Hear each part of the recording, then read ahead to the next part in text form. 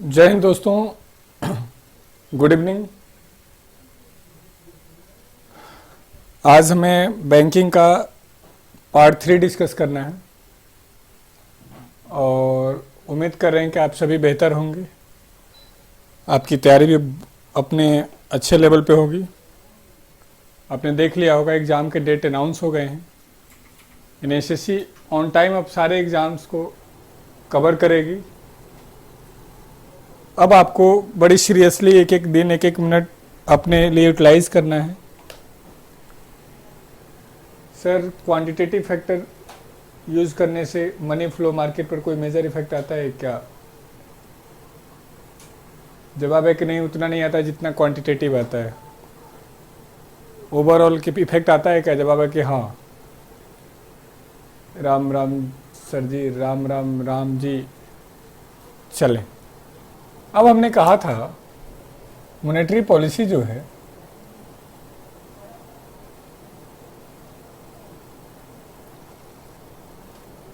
ये दो तरीके से बांटी जा सकती है। One is the hard monetary policy,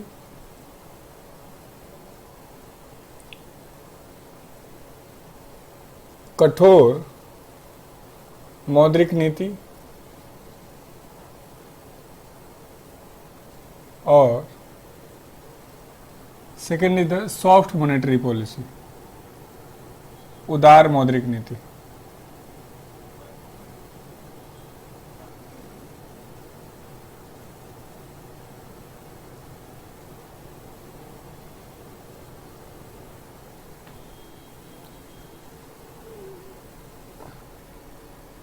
जब जब हार्ड वर्ड आए इकोनॉमिक्स में, hard market, hard money, hard situation, नहीं बोलते मार्केट बहुत हार्ड हो गया है, बहुत हार्ड सिचुएशन से गुजर रहा हूँ, तो उसका सिंपल मतलब क्या होगा? डिफ़िकल्टी। तो मार्केट में डिफ़िकल्टी कब आएगा?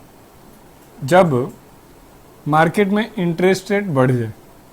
इंटरेस्ट रेट बढ़ने का मतलब है कि मार्केट में मनी का फ्लो कम हो जाना, मुद्रा प्रवाह कम हो जाना।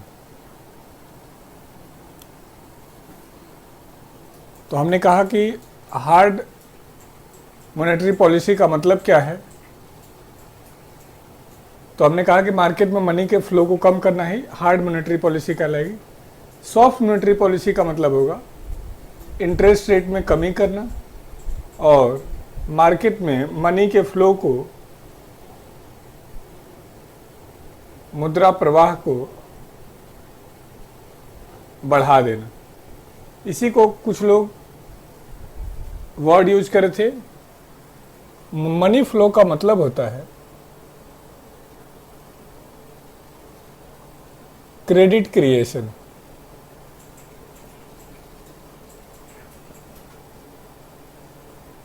साख निर्माण।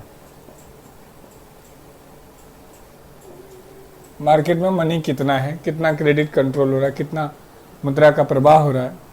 तो हमने क्या कहा? हार्ड मॉनेटरी पॉलिसी का मतलब क्या होगा? तो हमने कहा हार्ड मॉनेटरी पॉलिसी मीन्स, कठोर मौद्रिक नीति का अर्थ है, मनु कह रहे हैं वीडियो नहीं चल रहा है, एरर शो कर रहा है। जहाँ एरर शो कर रहा है वहाँ पे क्लिक हेयर का ऑप्शन आ रहा होगा, वहाँ रिफ्रेश कर दीजिए, चलने लगेगा। तो हमने कहा इंटरेस्ट रेट को बढ़ा देंगे तो मार्केट में मनी का फ्लो कम हो जाएगा।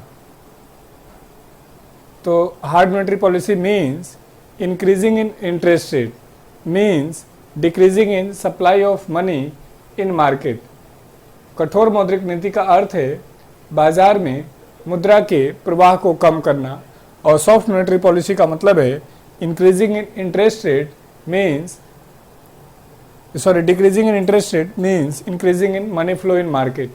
तो एक सिंपल से एक क्वेश्चन आप मुझे बताओ, लास्ट क्लास से जुड़ा हुआ है। हार्ड मॉनेटरी पॉलिसी में क्या होगा? बैंक रेट क्या होगा, रेपो रेट क्या होगा, रिवर्स रेपो रेट क्या होगा, सीएलआर क्या होगा, एसएलआर क्या होगा? क्या फर्क पड़ेगा हार्ड मॉनेटरी पॉलिसी में?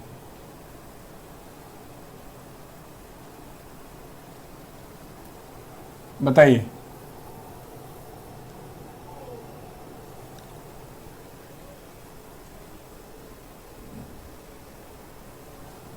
दूसरा क्वेश्चन आपको बताना है मुझे, अभी जो सिचुएशन चल रहा है लॉकडाउन का, अभी जो सिचुएशन चल रहा है इकोनॉमी के डाउन होने में, ऐसे में गवर्नमेंट को कौन सी मॉनेटरी पॉलिसी लानी चाहिए, हार्ड मॉनेटरी पॉलिसी या सॉफ्ट मॉनेटरी पॉलिसी? यस, सभी लोग कह रहे हैं कि सारे को इंक्रीज कर देना होगा। बहुत ही अच्छा।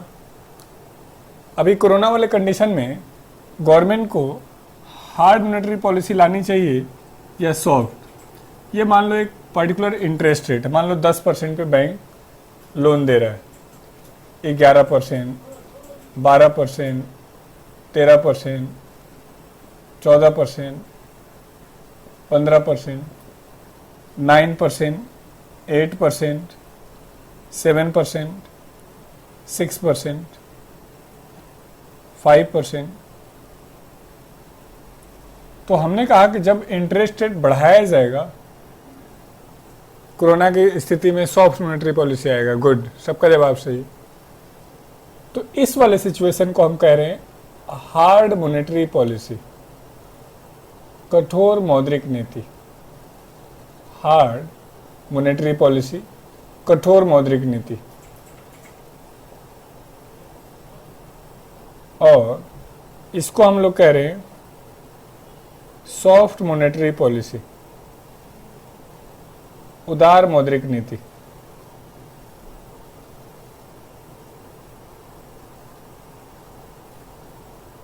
उदार मौद्रिक नीति। अब एक सिचुएशन समझिए नॉर्मल, सभी लोग, सेलर क्या चाहते हैं, प्रोडक्ट को हाई रेट पे बेचना है या कम रेट पे? सेलर, विक्रेता क्या चाहता है, अभी नए प्रोडक्ट को हाई रेट पे बेचना। क्यों हाई रेट पे बेचना चाहता है? तो उससे क्या होता है, उसको प्रॉफिट बढ़ता है। क्योंकि हम इतना जानते होंगे कि यदि किसी वस्तु का प्राइस देखा जाए तो दो चीज़ों पर डिपेंड करता है, कॉस्ट और प्रॉफिट पर। और एक लेवल पर कॉस्ट क्या होता है, कांस्टेंट होता है। ऐसे में प्राइस बढ़ेगा तो सेलर का प्रॉफिट बढ़ेगा। इसीलिए सेलर की टेंडेंसी है कि वो हमेशा वस्तुओं का प्राइस बढ़ाना चाहता है। और बायर की टेंडेंसी क्या है, वो हमेशा वस्तुओं का प्राइस कम करना चाहता है। चाहे आपको कितना भी कम रेट पे दे दिया जाए, लेकिन बायर की टेंडेंसी क्या है कि थोड़ा सा प्लीज़ थोड़ा सा और कम कर दो। अभी देखा होगा हम लोगों ने फीस कितनी कम रखी थी, तो आप ही में से कोई बच्चा था, उसने कहा सर कोई कूपन कोड भी दे दो थोड़ा और कम हो जाए। तो मीनिंग क्या था, बायर की टेंडेंसी है कि चीज़ों को हमेशा वो कम करके खरीदना चाहता है, और सेलर की टेंडेंसी क्या है, वो हमेशा चीज़ों को ज़्यादा रेट पर बेचना चाहता है। अब देखिए, क्या ये बात क्लियर हो गई कि बायर क्या चाहता है? बायर चीज़ों को सस्ते रेट पर खरीदना चाहता है और सेलर हमेशा चीज़ों को महंगे रेट पर बेचना चाहता है। क्यों? क्योंकि उसका प्रॉफिट बढ़ जाता है। ये दोनों टेंडेंसी आप समझ पा रहे हैं, सेलर और बायर की इच्छा को? सॉरी सर, अब तो 101 में दोनों कोर्स है, मैंने देखा है। 101 में दोनों कैसे हो सकता है निकम्मे? ये टेक्नोलॉजिकल कॉस्ट भी तो है। मैं तो फ्री कर दूं, लेकिन टेक्नोलॉजिकल कॉस्ट भी तो होना चाहिए। वो क्वेश्चन हटाओ। क्या ये दोनों पॉइंट समझ गए कि सेलर क्या चाहता है, बायर क्या चाहता है? ये क्लियर, जल्दी बोलिए। सेलर हमेशा चीज़ों को महंगे रेट पे बेचना चाहता है और बायर हमेशा चीज़ों को सस्ते रेट पे खरीदना चाहता है। क्या ये पॉइंट क्लियर हुए है या पहले से क्लियर था? जल्दी बोलिए। चलें, कह रहे हैं कि क्लियर है। कुछ निकम्मे तो भाई साहब वादा है, प्रॉमिस है, अनाउंसमेंट है कि पूरा बैच ख़त्म हो जाएगा। क्या मजाल है कि एक कमेंट भी कर दें, हाय हेलो गुड इवनिंग नमस्ते, हाँ ना, बुरा है अच्छा है, मज़ा आया नहीं आया, क्लियर हुआ नहीं हुआ, पता नहीं उनका क्या दिक्कत है। टकाटक क्लियर है? यस क्लियर है, ठीक। अब देखो, तो हमने कहा कि सेलर क्या चाहता है कि चीज़ों को ज़्यादा रेट पे बेचा जाए ताकि प्रॉफिट बढ़े। तो बैंक भी क्या चाहेगा, महंगे रेट पे लोन देना, क्योंकि बैंक का प्रॉफिट बढ़ेगा। इसलिए बैंक इसको कहता है dear money. Dear money is a high interest rate money, dear money उच्च ब्याज दर की, सारे निकम में रिकॉर्डिंग देखते हैं सर, लाइव नहीं। नहीं, जो निकम, जो बच्चे अभी लाइव हैं वो तो बता सकते हैं। हाई इंटरेस्ट रेट मनी, उच्च ब्याज दर की money, it is benefited for bank,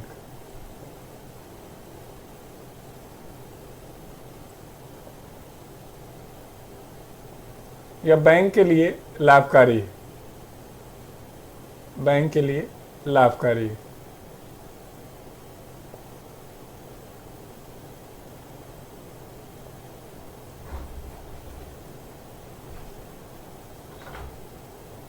सो इसी कारण it is known as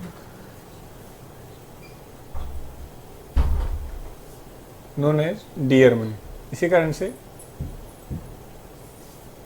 dear money कहते हैं। आपके मन में एक प्रश्न आ सकता है कि जब महंगा हो जाए तो लोग कम लेंगे, तो इस मन को हटा दीजिए। इकोनॉमिक्स कहता है कि जिसको लेना है लेगा ही होगा। और दूसरा, इकोनॉमिक्स के हिसाब से, बैंकिंग के लॉ के हिसाब से, बैंक को पता है कि आपको लेना ही लेना है, तो क्यों ना थोड़ा ज़्यादा रेट पे दे दे। इसीलिए बैंक इसको हाई इंटरेस्ट रेट पे देना चाहता है, उसका पर यूनिट प्रॉफिट बढ़ता चला जाएगा। अब सोच के देखो, कस्टमर के लिए इसे वापस करना आसान होगा, मुश्किल होगा? यदि कोई चीज़ आपको महंगे रेट पे दिया जाए तो आपको उसको परचेज करना आसान होगा, मुश्किल होगा? तो सिंपल सी बात है, मुश्किल होगा। तो इसीलिए कस्टमर इसको डिफ़िकल्ट मनी कहता है, मुश्किल मुद्रा, टाइट मनी।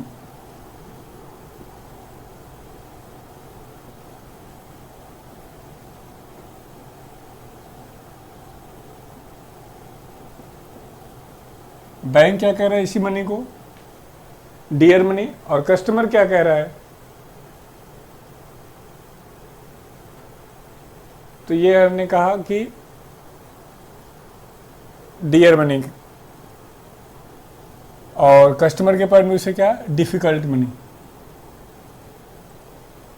अब ये निकम्मों का दिमाग घूमने लगा। ये कह रहा है कि आपने बोला था कि हार्ड मॉनेटरी पॉलिसी में मनी का फ्लो कम हो जाएगा। मैं तो अभी भी कह रहा हूँ कम हो जाएगा।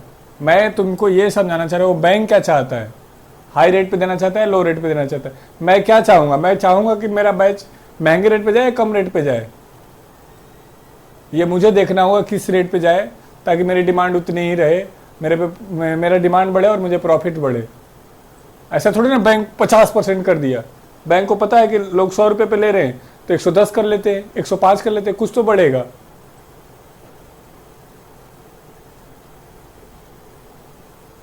मेरे भाई थोड़ा सा मतलब मजे वाला क्वेश्चन जनरेट करो यार, ऐसे मत करो। हमने ये सिखाया है कि बायर सेलर हमेशा, इसीलिए पहले मैंने आपसे ये अप्रूवल लिया, क्या इस बात से आप सहमत है? तो आपने कहा जी हाँ सहमत है। तुम्हारे हिसाब से सोचे तब तो सेलर को हमारा प्राइस कम करते रहना चाहिए। नहीं, कॉस्ट को भी ध्यान में रखना होता है। आपने तो लो फिट कर दिए जिससे ज़्यादा परचेज कर सके सर। अरे तुमको निकम्मे तब भी लेना पड़ता, लो करूँ तब भी, ज़्यादा करूँ तब भी। वो डिपेंड करेगा कि मार्केट की सिचुएशन क्या है, मेरा कॉस्ट कितना है।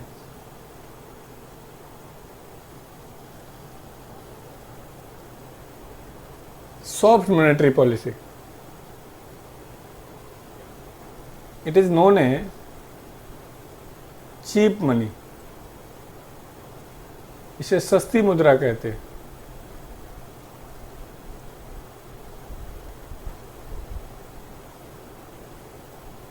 It is low interest rate money. यह निम्न ब्याज दर की मुद्रा है, निम्न ब्याज दर की मुद्रा है।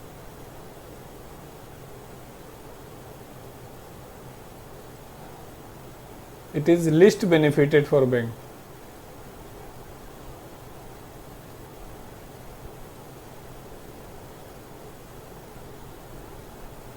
बैंक, यह बैंक के लिए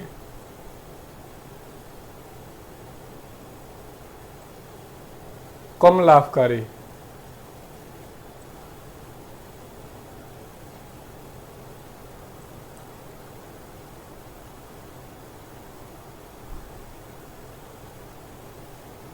so it is known as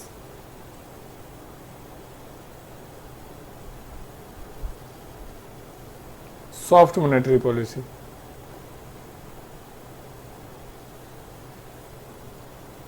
It is known as cheap money.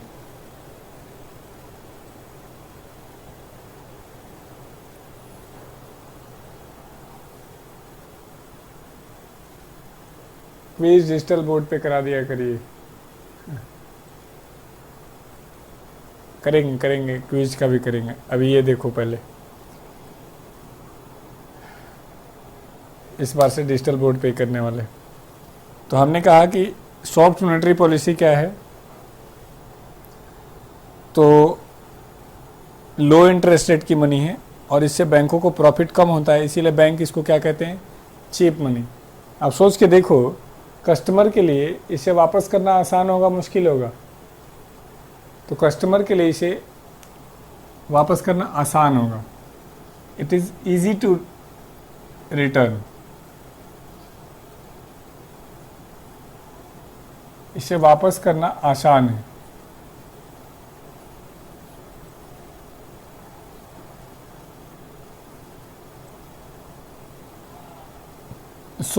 इसी कारण it is known as easy money. इसी कारण इसे इजी मनी भी कहते हैं। 4 मनी हमने आपको सिखाया यहां पर। पहला, dear money, cheap money. Clear है? डियर क्यों? बैंक को प्रॉफिट ज़्यादा है। चीप क्यों? बैंक को प्रॉफिट कम है। ये बैंक के लैंग्वेज में डियर मनी और चीप मनी। कस्टमर के लैंग्वेज में difficult money, tight money, easy money, आसान मुद्रा। इन चारों वर्डों पे अब आपका कोई क्वेश्चन हो, अब मजाक में आपको डांट देते हैं, इसका कहीं मतलब नहीं कि आपके मन में आने वाला क्वेश्चन नहीं पूछें, क्योंकि यदि बेशरम नहीं बनेंगे, पूछने वाले नहीं बनेंगे, तो हम आपको बता नहीं पाएंगे प्रैक्टिस सेट कैसे करें और कहाँ से करें क्वेश्चन की। हम आपको हमेशा प्रैक्टिस सेट हर टॉपिक के बाद उपलब्ध करा रहे हैं, तो वो आप उसी प्रैक्टिस सेट को करें, कुछ भी अलग से ना करें। आपको इसकी टेंशन नहीं लेनी है। अभी बस जैसे जैसे पॉलिटी में आपने प्रैक्टिस किया, वैसे इकोनॉमिक्स का भी होगा। पॉलिटी में क्या था कि टॉपिक मिक्स थे आपस में, तो इसलिए एक समय के बाद हो रहा था। इसमें क्या होगा, जैसे ही टॉपिक खत्म होगा तुरंत उस टॉपिक पे होगा। बस इस बार थोड़ा सा क्या होगा, मैं सारे क्वेश्चन बोर्ड पे नहीं लाऊंगा, आप अपने हिसाब से क्वेश्चंस नंबर हम 1 से 10 पूछेंगे। 1 से 10 में किसी को दिक्कत होगी तो ऐसे, फिर 11 से 20 ऐसे डिस्कस करेंगे, सारा नहीं डिस्कस करेंगे। इकोनॉमिक्स के अनुसार कौन से मनी कौन सा अच्छा है, इकोनॉमिक्स के हिसाब से ये अच्छा है सॉफ्ट, कस्टमर के पॉइंट व्यू से। लेकिन इतना भी नहीं होना चाहिए कि कंपनी का कॉस्ट फुलफिल ना हो, कंपनी बर्बाद हो जाए। एसडी मीन्स, एसडी कहाँ लिखा है मैंने भाई? क्लियर है सर? ये no doubt. Thanks for motivation sir. SD तो कहीं लिखा नहीं मैंने, कहीं एसडी लिखा है क्या? कहीं एसडी नहीं लिखा यार, ऐसे मत कहो। ये सो है, सो इट इज, सो है, so it is known as cheap money. Sir return क्या करेंगे?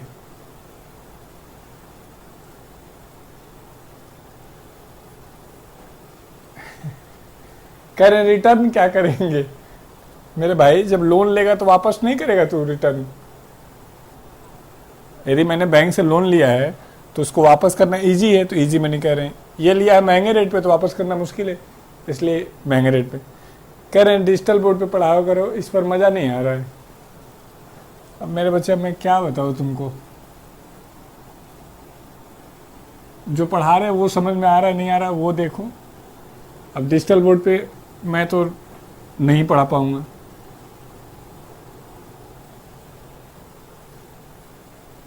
आप लोग का भी मतलब चाहते हैं कि टीचर नाचते गाते रहे, जो मिल रहा है उस पर खुश नहीं होना है।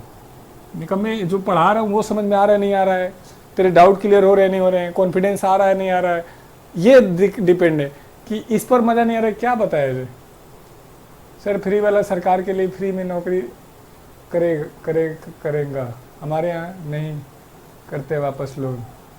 नहीं सर, केवल क्विज डिजिटल बोर्ड पे लाइए। हमको तो ठीक लग रहा है सर बोर्ड पर।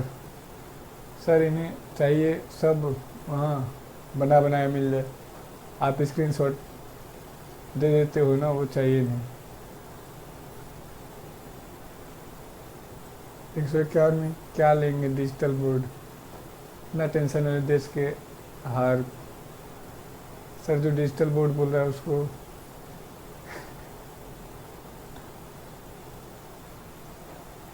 पास डिजिटल बोर्ड है अपने पास। मैं इसमें ज़्यादा कंफर्ट फील करता हूँ, मतलब एक क्या बताए। चलो चले, अब हमने 2 पॉइंट सीखे थे, एक मनी प्रिंट करना और दूसरा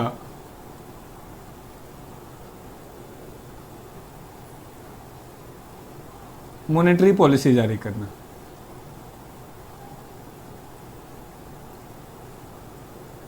अब अभी तक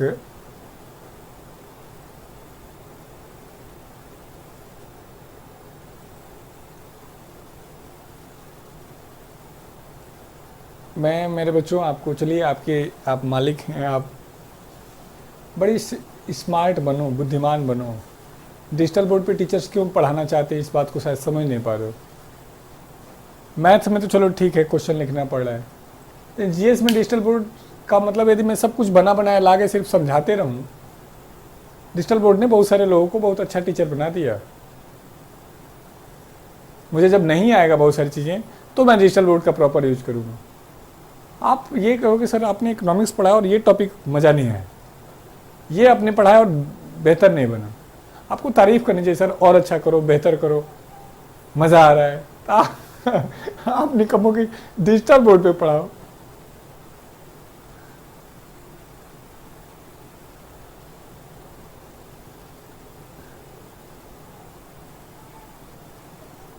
खैर, तो मैं अभी तक मॉनेटरी पॉलिसी पूरी की पूरी तरीके से आरबीआई की जिम्मेदारी थी।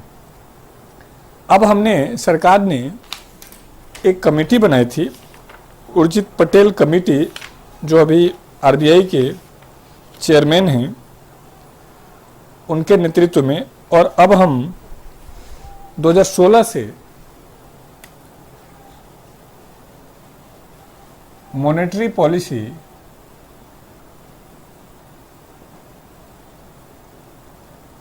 कमेटी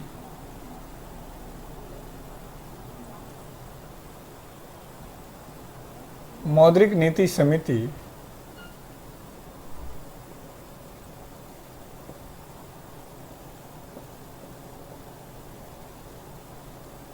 का निर्माण किए हैं।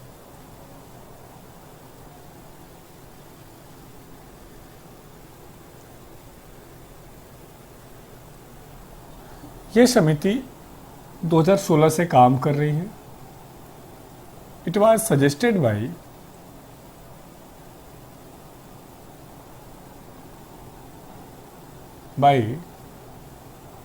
Urjit Patel committee.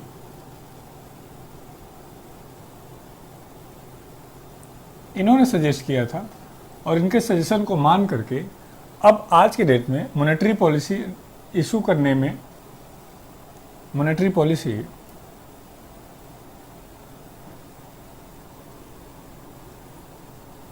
issued by this committee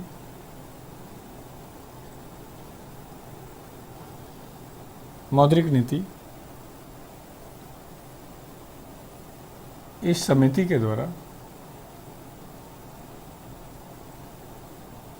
जारी की जाती है।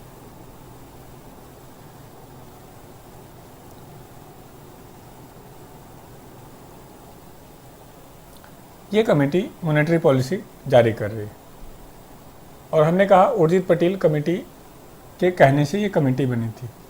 इसमें जो टोटल मेंबर होते हैं वो होते हैं 6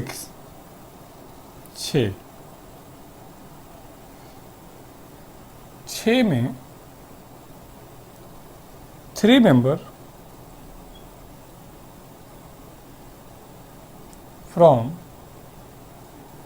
बोर्ड ऑफ आरबीआई, 3 सदस्य आरबीआई बोर्ड से हैं, जिसमें से एक गवर्नर होता है। इस कमेटी का जो चेयरमैन है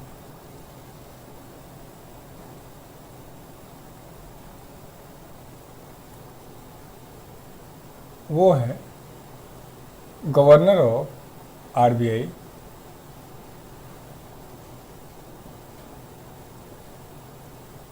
एंड तथा 3 मेंबर अपॉइंटेड बाय गवर्नमेंट। इन्हीं सब मुद्दों पर पिछले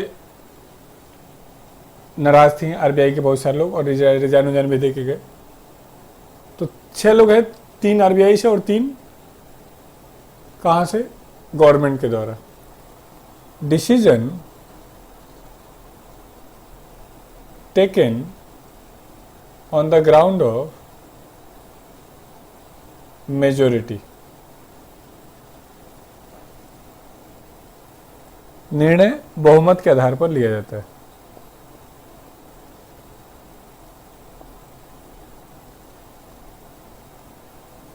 और मान लो बहुमत बराबर हो गया, 3-3 हो गया, तो ऐसी स्थिति में कास्टिंग वोट, निर्णायक मत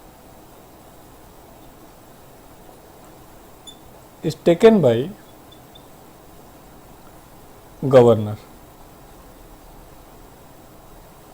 और इस तरीके से निर्णय लेकर के अभी भारत में ये जारी करने का कोशिश किया जा रहा है। और इसके लिए आरबीआई गवर्नर काम करते हैं। तो हमसे एक क्वेश्चन पूछ सकता है कि अब कौन जारी करता है? तो आरबीआई के अंडर में ही ये कमेटी काम करती है और वो जारी करती है। कितने मेंबर होते हैं, किस कमेटी के रिकमेंडेशन से आया था, डिसीजन किसका होता है, ये सारी की सारी बातें हमने आपको सिखा दी। कोई यहाँ पे आपका क्वेश्चन है तो आप बता सकते हैं। चलें,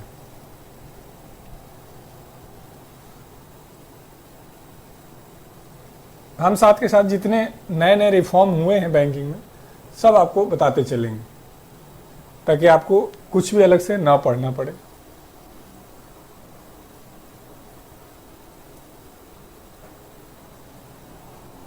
दूसरा,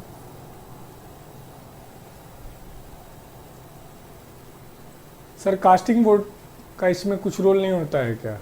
कास्टिंग वोट का मतलब है निर्णायक मत। निर्णायक मत मान लो ऐसा हो गया कि कास्टिंग वोट 50-50 बराबरी हो गई, 3 लोगों ने कहा कि ये होगा और नहीं होगा। कास्टिंग वोट की हिंदी होती है निर्णायक मत।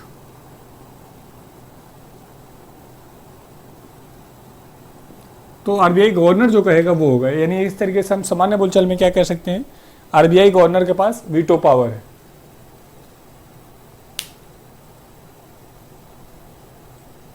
मॉनेटरी सिस्टम को दोबारा बताओ।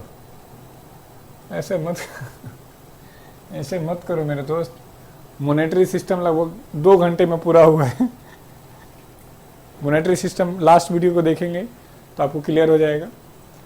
तो ये तो हो गया hard monetary policy, soft monetary policy, dear money, cheap money और dear money, cheap money, easy money. और इजी मनी के अलावा कौन सी मनी? तो इजी मनी के अलावा आपका एक मनी है, क्या नाम है, गवर्नर तो आरबीआई मेंबर्स की सुनेंगे। इसी सोच से ये अधिकार गवर्नर को दिया गया ताकि सरकार का ज़्यादा रोल ना हो जाए, सरकारें अपने हिसाब से न चलाने लगे, इसीलिए आरबीआई के गवर्नर को ये दिया गया। चलें दो काम मैं बता चुका हूं आरबीआई का आपको, एक मनी इशू करते और मॉनेटरी पॉलिसी जारी करते। पूरे बैंकिंग चैप्टर में सबसे मेन यही दो टॉपिक था। अब छोटी छोटी बातें हैं उनको भी डिस्कस करेंगे, और फिर इस चैप्टर में एक टॉपिक बचेगा टाइप्स ऑफ मनी, यानी आज के बाद एक क्लास और मुझे लेनी होंगी, फिर बैंकिंग पूरी हो जाएगी और फिर हम तुरंत बैंकिंग के क्वेश्चन आपको उपलब्ध कराएंगे। और हम उम्मीद करेंगे कि आप क्वेश्चन नंबर एक एक देख करके और फिर हमसे क्वेश्चन पूछना शुरू करेंगे। ब्लैक मनी भी डिस्कस करेंगे। 6 मेंबर गवर्नर के अलावा होते नहीं, बराबर है। चले अब आ जाए third work of RBI, RBI का तीसरा वर्क। तो RBI is responsible for money exchange. RBI मुद्रा विनिमय का कार्य करते हैं। मुद्रा विनिमय का कार्य करते हैं।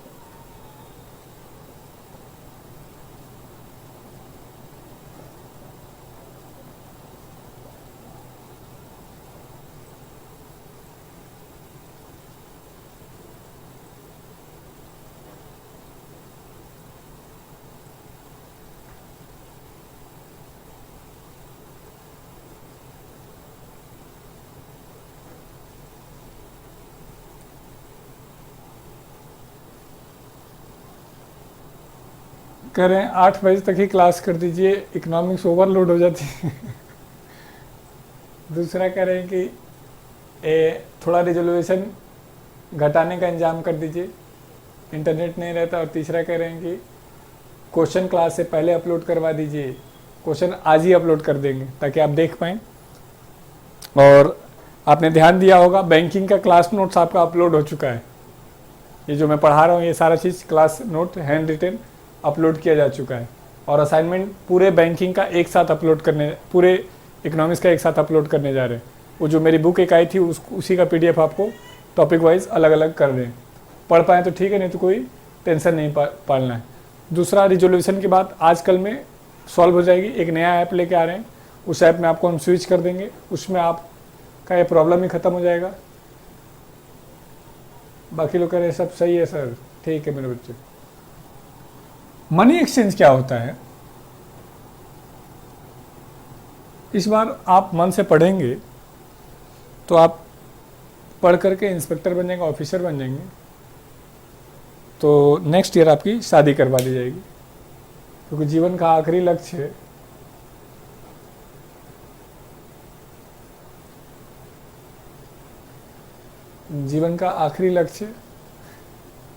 पापा बनना ही होता है। तो जब शादी हो जाएगी तो आप विदेशों में घूमने जाएंगे, सोमालिया, युगांडा जैसे देशों में। तो जब विदेशों में जाएंगे तो आपको वहाँ की मनी की ज़रूरत पड़ेगी। तो वो मनी की जब ज़रूरत पड़ेगी तो उसके लिए हमें क्या करना पड़ेगा, मनी एक्सचेंज करना पड़ेगा। तो हमने क्या कहा, मनी एक्सचेंज क्या होता है, एक देश की मुद्रा को दूसरे देश की मुद्रा में कन्वर्ट करना। एक देश की मुद्रा को दूसरे देश की मुद्रा में कन्वर्ट करना। अब ये कौन करता है, तो वर्ल्ड लेवल पर ये काम आईएमएफ करते हैं और इंडिया लेवल पर ये काम आरबीआई करते हैं।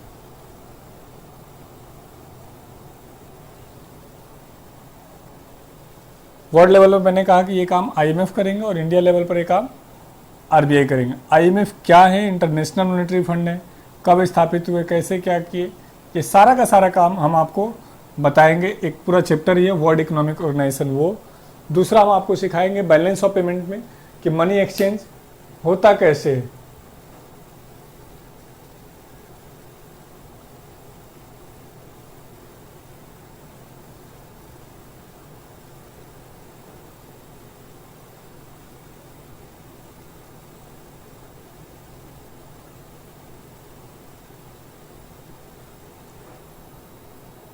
गर्लफ्रेंड ने एंड वक्त में शादी के लिए मना कर दिया।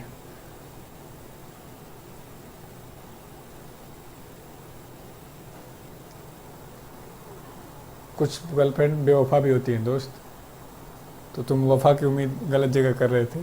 खैर, ये गलत टॉपिक चला जाएगा। बाकी ये ध्यान रखिएगा एक लास्ट पॉइंट में, यदि आपको किसी ने चीट किया है तो आप एक अच्छे बॉयफ्रेंड साबित नहीं हो पाए, आपने अपना 100% नहीं दिया था। प्रकृति कहती है कि यदि आप 100% देंगे तो आपको 100% मिलेगा। आप, मेरी बात बुरी लगेगी लेकिन आप याद करिएगा कहीं ना कुछ कमी थी। ऐसा हो ही नहीं सकता कि आप अपना 100% दें और आपको 100% ना मिले। बाकी ये टॉपिक साइड के हैं, तो अभी इस क्वेश्चन को डिस्कस नहीं करेंगे, ईगो हर्ट होगा आपका। तो हमने कहा कि वर्ल्ड लेवल पर ये काम कौन करता है, IMF, और इंडिया लेवल पर ये काम कौन करता है, RBI। ये कैसे होता है, क्या होता है, ये एक चैप्टर आएगा बैलेंस ऑफ पेमेंट, उसमें हम डिटेल सीखेंगे। अभी के लिए भारत में मनी एक्सचेंज के लिए जिम्मेदार संस्था RBI है।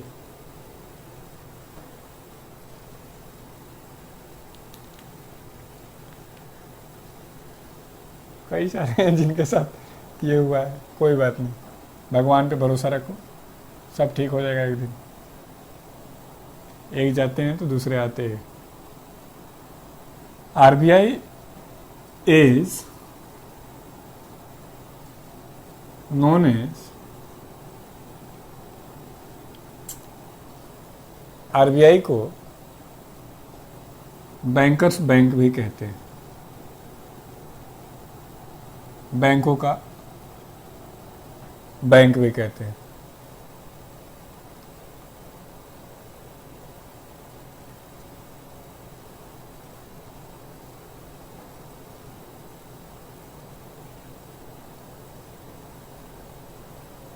बैंकों का बैंक भी कहते हैं, ये आप जानते हैं। आप जानते हैं कि बैंक हमारे लिए क्या करता है, तो हमारे पैसे को कहाँ यूज करना है, कैसे यूज करना है, ये बैंक डिसाइड करता है। हमें सही समय पे गाइड करता है, हमें हमारी ज़रूरत पड़ती है तो हमें मदद करता है। सेम वही कार्य RBI बैंकों के लिए करती है।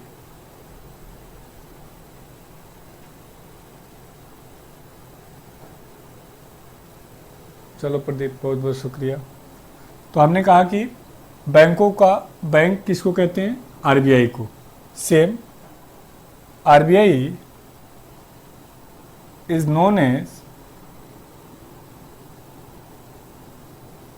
banker of government. बस ध्यान रखना लाइफ में कि 100% देना, ये अफसोस नहीं रह जाना चाहिए जो आपने एक अफसोस जाहिर किया। लाइफ में और किसी चीज़ का नहीं होना चाहिए। RBI को आप लोग मेरी लाइफ की स्टोरी जानते होंगे। मैंने कुछ भी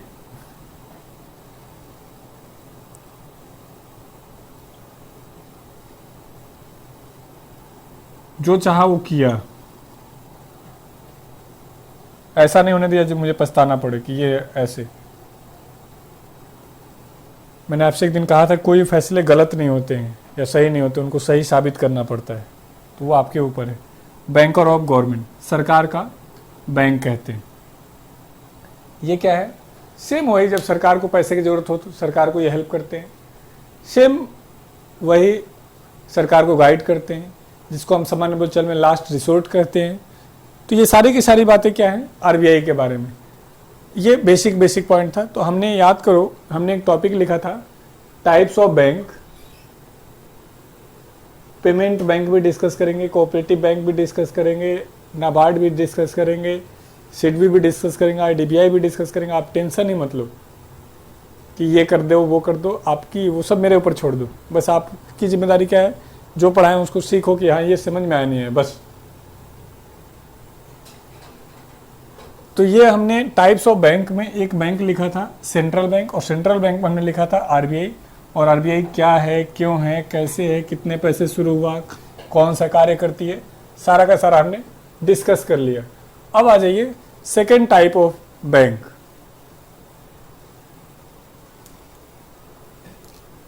कॉमर्शियल बैंक, व्यावसायिक बैंक।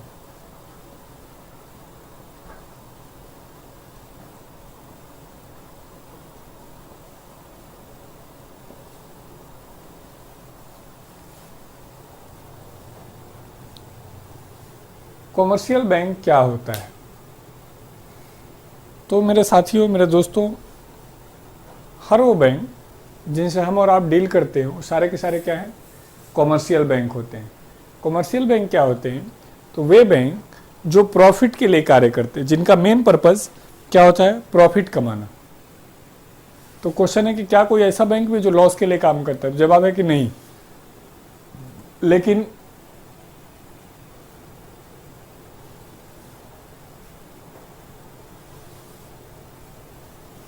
कह रहे 16 से पहले क्या होती थी मॉनेटरी पॉलिसी? सारा का सारा आरबीआई ही गाइड करता था, उसमें गवर्नमेंट का कोई रिप्रेजेंटेटिव नहीं होता था, गवर्नमेंट का कोई रोल नहीं होता था। राहुल चिकारा, सर आज अपनी स्टोरी ये बता दो, पढ़ने का मूड नहीं है। सब ठीक हो जाएगा, अपने मूड से कह दो कि तुम्हारे फ्यूचर को बर्बाद ना करे। अब दोस्तों, हमने कहा कि वो बैंक जो प्रॉफिट के लिए काम करते हैं, जिनको इससे मतलब नहीं है कि आपके हमारे पर्सनल लाइफ में क्या चल रहा है, लिया है तो देना तो पड़ेगा। आप याद करें, अमिताभ बच्चन हॉस्पिटल में थे तो बैंक वालों ने उनको नोटिस भेजा था कि भाई वो सब तो ठीक है, ये बताओ वो जो ईएमआई है वो कब पूरा होगा। अभी भी देख रहे हैं इतने लॉकडाउन में भी बैंक वाले, हॉट मनी क्या होता है सब आएगा, आप टेंशन ही मत लो मेरे दोस्त। आप मनी के रिलेटेड, अभी मैंने बैंक चैप्टर खत्म नहीं किया, मैं निकम्मू पहले बता रहा हूँ, बीच बीच में टोको मत करो ये कब ये क्या। मैंने बोला था अपना लिख के रख लेना, यदि कोई क्वेश्चन आए कॉपी पे कि ये पूछना है इस चैप्टर में, मैं करा दूंगा, उसके टेंशन में नहीं। अभी जो बता रहा हूँ वो देखो। गुरुजी आपने लव मैरिज किया था या अरेंज?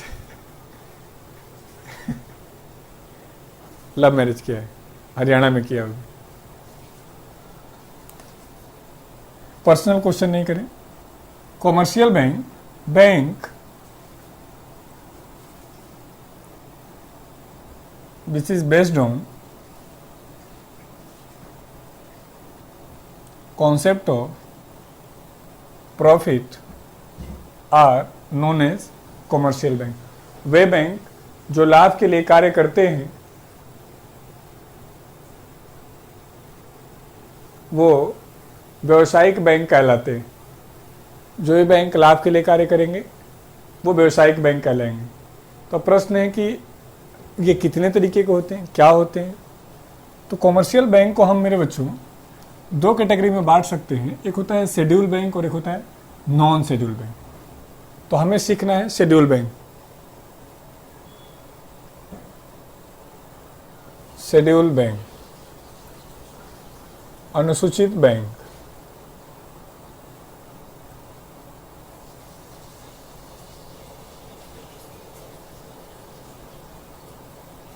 शेड्यूल बैंक क्या होता है?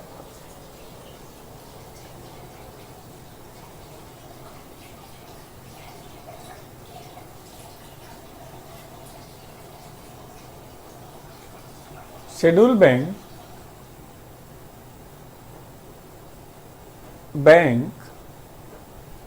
which is registered in,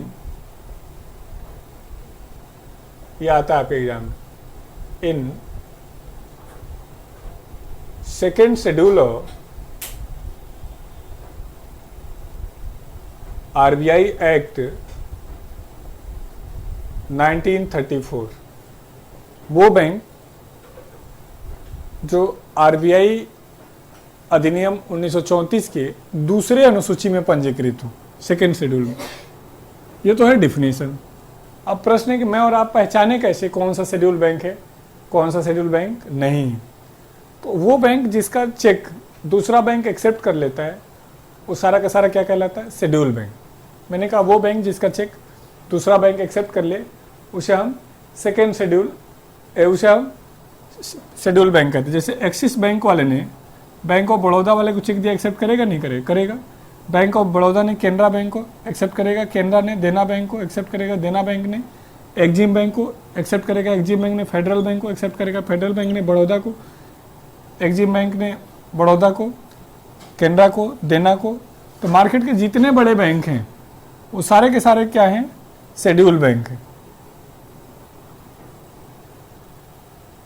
जो नॉन शेड्यूल हैं लगभग नहीं के बराबर हैं, मतलब है ही नहीं, उन सबको हमें नहीं जानना है। शेड्यूल बैंक कितने हैं, क्या हैं, वो देखते हैं। हम जो भी बात कर रहे हैं शेड्यूल बैंक में सिर्फ कॉमर्शियल बैंक की बात कर रहे हैं, कॉमर्शियल शेड्यूल बैंक, कॉमर्शियल अनुसूचित बैंक, इनको हम फॉरेनर, विदेशी, इंडियन, भारतीय, ये 43 थे, 43 हैं। सर आरबीआई एक्ट 1935 और 34 अलग अलग है क्या? मेरे भाई मैंने दोनों जगह आरबीआई एक्ट 1934 ही लिखा है, कहीं 35 लिखा था क्या? कहीं गलती से लिखा हो तो वो गलत है, एक ही है आरबीआई एक्ट 1934। शुरू में जो बोला था आरबीआई जिस अधिनियम से स्थापित हुआ था वो भी, और अभी जिस अधिनियम से कार्य करता है वो भी, कहीं 35 गलती से बोल दिया था क्या? तो बोला है तो ऐसा बिल्कुल गलत मान लो, वैसे बोला नहीं होगा, एक ही है आरबीआई एक्ट 34, कहीं 35 नहीं। ये भी लिखना मत इस वाले को, ये 47 था, इसमें प्राइवेट 20 है, पब्लिक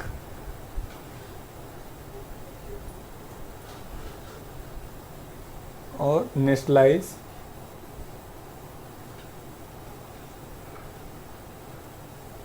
राष्ट्रीयकृत एसबीआई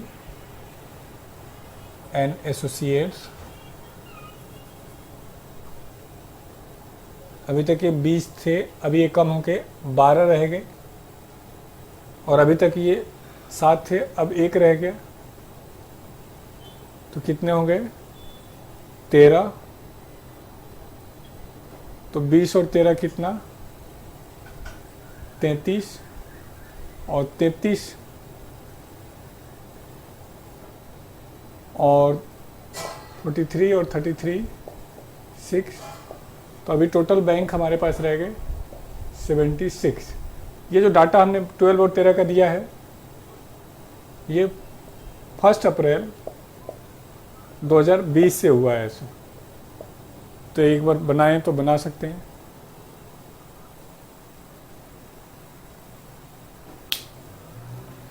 नहीं बोला है कहीं, फिर तो ठीक है। सर ये डायग्राम शेड्यूल बैंक को ही तो रिप्रेजेंट कर रहा है। नहीं नहीं, ये डायग्राम सिर्फ कॉमर्शियल शेड्यूल बैंक को रिप्रेजेंट कर रहा है। शेड्यूल्ड कॉमर्शियल बैंक, अनुसूचित व्यवसायिक बैंक।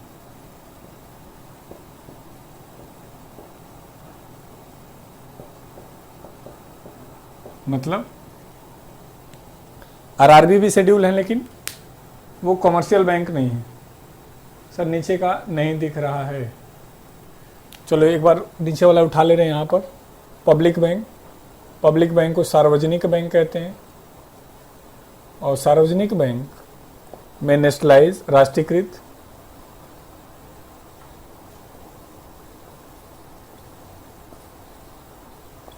ये 12, और एसबीआई एक टोटल 13। तो ये हैं अभी हमारे पास टोटल बैंकों की संख्या। चलें, अब जो हमें यहाँ से थोड़ा थोड़ा जानना है, वो हमें जानना है विदेशी बैंक क्या होते हैं। तो जिनके ऑनरशिप विदेशी लोगों के पास है, जैसे standard chartered bank, city bank, भारतीय बैंक जिसका हमारे पास प्राइवेट, आप समझ रहे हैं, yes bank, ICC bank, HDFC bank. Public bank जो सरकार के बैंक है, और सरकार के पब्लिक बैंक को दो तरीके से बांटा गया है। एक नेशनलाइज वो जो पहले प्राइवेट थे, सरकार ने नेशनलाइजेशन के एक्ट के तहत अपने अंडर में किया, और एसबीआई एक अलग एसबीआई एक्ट 1955 से चलता है, इसलिए उसको नेशनलाइज की कैटेगरी में न रखे, पब्लिक बैंक की कैटेगरी में रखते हैं। तो एक बार इसको हम डिस्कस करेंगे। सर पब्लिक और प्राइवेट में क्या डिफरेंस है? Public bank means government bank, सरकार का बैंक सामान्य बोलचाल में, और प्राइवेट आप समझ ही रहे हैं। दूसरा क्या पूछ रहे हैं, सर एसबीआई नेशनलाइज नहीं है। नहीं, एसबीआई पब्लिक बैंक है, वो अलग एसबीआई एक्ट के तहत कार्य करता है और बाकी बैंक अलग एक्ट के तहत कार्य करते हैं। अब हमें क्या सीखना है यहाँ पर, हमें सीखना है नेशनलाइज, हमें सीखना है एसबीआई। तो पहला हेडिंग डालते हैं, नेशनलाइजेशन ऑफ बैंक, बैंकों का राष्ट्रीयकरण, नेशनलाइजेशन ऑफ बैंक्स, बैंकों का राष्ट्रीयकरण।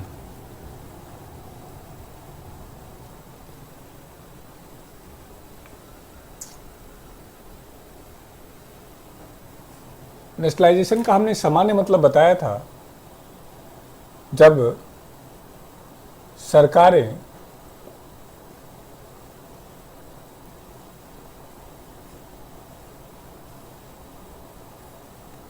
देखो इकोनॉमिक्स का जो नोट्स हम देते हैं वो जानबूझ के हम ज़्यादा देना पसंद नहीं करते।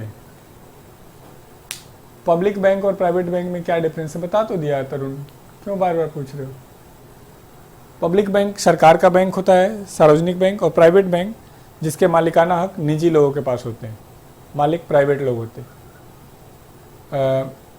तो इसमें काफ़ी तेज़ी से चेंज होता रहता है, इसीलिए कोशिश करेंगे कि जो हम बोर्ड पे बताएं उस पर काम करेंगे। हाँ, बेसिक चीज़ चेंज नहीं होगा, आरबीआई कब स्थापित हुआ, कब हेड ऑफिस है, ये नहीं चेंज होगा, लेकिन गवर्नर चेंज हो जाएगा। किसी बैंक का हेड ऑफिस चेंज नहीं होगा, लेकिन हेड चेंज होता रहेगा। अब बैंक ऑफ बड़ौदा किस बैंक में है ये हमें जानना पड़ेगा। रीजनल बैंक और एसबीआई, सब रीजनल बैंक को अब हमने सीबीआई में मिला दिया एक तारीख से, अब अलग अलग काम खत्म कर दिए। नेशनलाइजेशन, इंदिरा गांधी का मानना था कि कोई बैंक इतना बड़ा नहीं हो जाना चाहिए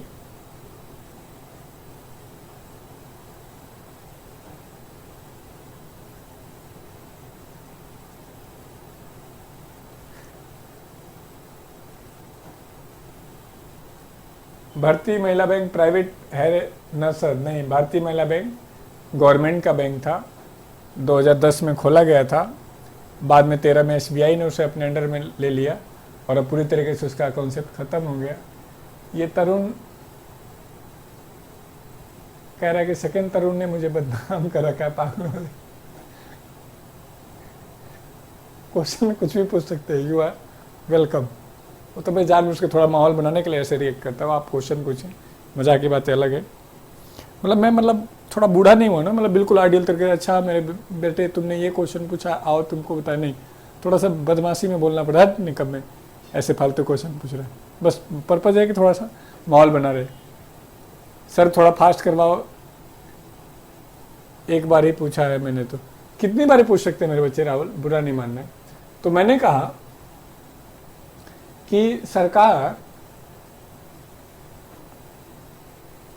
का मानना था कि कोई बैंक इतना बड़ा नहीं हो जाना चाहिए कि वो देश की राजनीति को या पॉलिटिक्स को प्रभावित करे। आप क्वेश्चन पूछें मेरे बच्चों, बुरा आपको नहीं मानना है, हम टीचर्स हैं, इतना हमें अधिकार दें कि हम थोड़ा बहुत आपको डांट भी पाएँ, और नहीं भी देंगे तो हम ये अधिकार लेके रखे हुए हैं, इसकी टेंशन नहीं पालना है आपको। इतने बड़े बैंक नहीं होने चाहिए कि देश की राजनीति या पॉलिटिक्स को प्रभावित करें। यूँ ही एक नॉर्मल कंडीशन समझें। क्या लग रहा है कि रिलायंस देश की पॉलिटिक्स में इंटरफेयर करता होगा, नहीं करता होगा? सिंपल सी बात है, करता हूँ। बिहार चुनाव प्रचार में यदि हमने 48 हेलीकॉप्टर दिया था तो हम ये उम्मीद तो करेंगे ना कि थोड़ा बहुत जब पॉलिसी बने तो थोड़ा नाम मात्र का मेरे बारे में सोचो। पूरे पाकिस्तान का बिजली का प्रोजेक्ट रिलायंस का, पेट्रोलियम का प्रोजेक्ट अडानी के पास, तो पाकिस्तान से लड़ाई होनी चाहिए, सिंपल सी बात है। नहीं तो इंदिरा गांधी की जैसे ही संस्थाएं बड़ी होंगी हम उसको एक्वायर कर लेंगे, और बहुत सारी चीज़ों का एक्वायर किया। सबसे पहला जो इंडस्ट्री जिसमें उन्होंने एक्वायर किया था, कोल इंडस्ट्री, उसी क्रम में उन्होंने बैंकों को भी एक्वायर किया। और उन्होंने 19 जुलाई 1969 को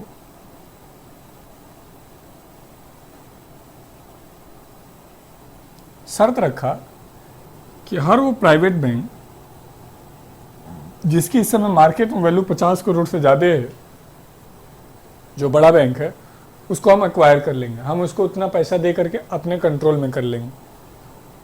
और इस कैटेगरी में कुल 14 बैंक आए जिनकी उस समय मार्केट वैल्यू 50 करोड़ से ज़्यादा थी। क्या क्वेश्चन बना? बैंकों का पहला नेशनलाइजेशन कब? बैंकों का नेशनलाइजेशन का बेस क्या था? कितने बैंकों का नेशनलाइजेशन? तो हमने कहा 19 जुलाई 1969 को 14 बैंकों का राष्ट्रीयकरण किया गया, लेकिन 50 करोड़ के शर्त के आधार पर। फिर थोड़ा सा आगे चले, जब थोड़ा सा और आगे चले, धीरे धीरे बढ़े, तो देखा कि कुछ बैंक जो पिछले टाइम बहुत बड़े नहीं थे लेकिन अब बड़े हो गए हैं, अब उनको एक्वायर करना जरूरी है। तो 15 अप्रैल 1980 को उन्होंने शर्त रखा कि वो बैंक जिनकी मार्केट वैल्यू 200 करोड़ से ज़्यादा हो, उन सभी को हम क्या करेंगे? एक्वायर करेंगे। मतलब वो बैंक जो पिछली बार एक्वायर नहीं हो पाए थे लेकिन अब बहुत बड़े हो गए, तो इस बार कुल कितने बैंक आए? 6 बैंक जिनको नेशनलाइजेशन किया गया। यानी 15 अप्रैल 1980 तक कुल कितने बैंक हो गए? 20 बैंक। 14 तो पहले नेशनलाइजेशन हो चुके थे और दूसरी बार 6 बैंक। फिर वही क्वेश्चन, फर्स्ट नेशनलाइजेशन कब? सेकेंड नेशनलाइजेशन कब? संयोग से दोनों टाइम प्रधानमंत्री इंदिरा गांधी ही थी। बैंकों की संख्या में अंतर है, ये क्वेश्चन आता है। कितने बेस पर किया गया, ये क्वेश्चन आता है। फिर थोड़ा सा आगे चले, 4 सितंबर 1993 तो न्यू बैंक ऑफ इंडिया को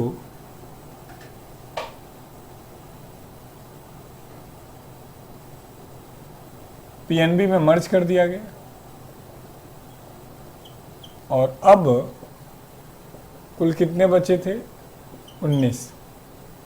और आज जो 1 अप्रैल 2020 की सिचुएशन है, हमारे पास कुल 12 नेशनलाइज बैंक हैं। उन 12 का नाम अभी हम लिख लेंगे। यहाँ पर कोई क्वेश्चन आपके मन में हो तो आप मुझसे पूछ सकते हैं। पहला नेशनलाइजेशन कब, किसने, किस बेस पर? दूसरा नेशनलाइजेशन कब, किसने, किस बेस पर? और आज के डेट में कुल नेशनलाइज बैंक जो 12 हैं, 12 के 12 का नाम आपको आता है तो ठीक है, नहीं आता है तो मैं एक बार लिखवा दे रहा हूँ आपको।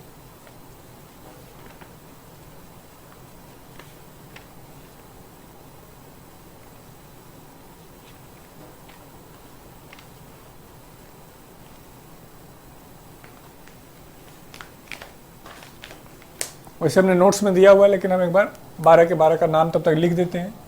आप हमसे यहाँ कोई क्वेश्चन मन में आ रहा हो तो पूछ सकते हैं। Bank of Baroda,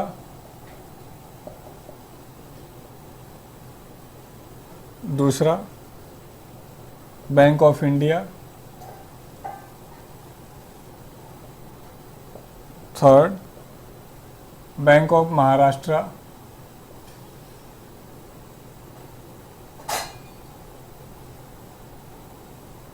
fourth Canara bank,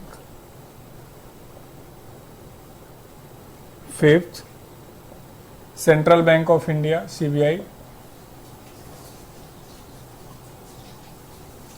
भारतीय केंद्रीय bank, sorry central bank, Indian bank,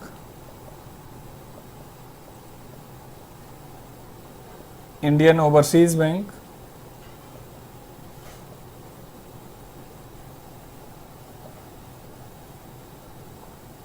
sir 1993 के बाद नेशनलाइजेशन नहीं हुआ, केवल मर्जर हुआ क्या? यस।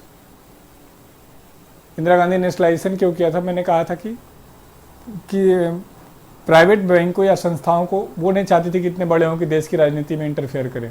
नेशनलाइजेशन के कई सारे पर्पज़ हैं। गरीबों के लिए बैंकिंग सुविधा देना, गवर्नमेंट का बैंकिंग सेक्टर पर अपना पूरा कंट्रोल बनाए रखना, जैसे जब जनधन योजना लॉन्च करते थे मोदी जी ने इस पर काफ़ी लंबा भाषण भी दिया था कि सरकारों ने नेशनलाइजेशन किया, लेकिन गरीबों के लिए जिस पर्पज से नेशनलाइजेशन किया गया था वो नहीं किया गया। Punjab and Sind bank, Punjab national bank,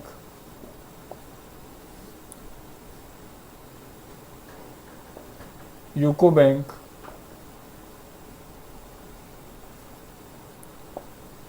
union bank,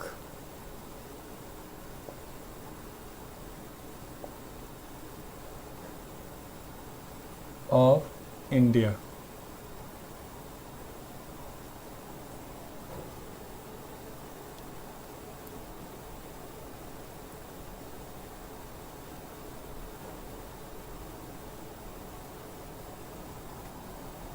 एक मिनट, जहाँ पे आपने 12 लिखा था वहाँ 11 कर दीजिएगा, और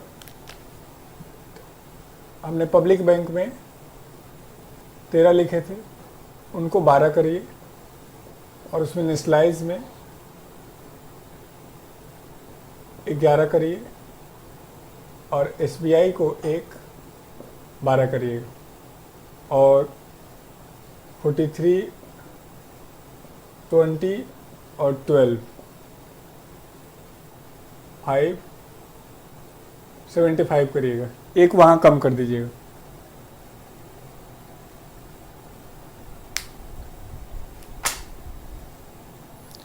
एसबीआई नेशनलाइज तो है ही, लेकिन पब्लिक बैंक है, मतलब उसके लिए अलग एक्ट कार्य करता है, यह मतलब है। एक वो ब्लंडर हुआ था, हमने 11-11 लेके चल रहे थे, 12-12, उसको 11 कर दीजिएगा, क्योंकि उसमें एसबीआई को अलग से रखा जाएगा।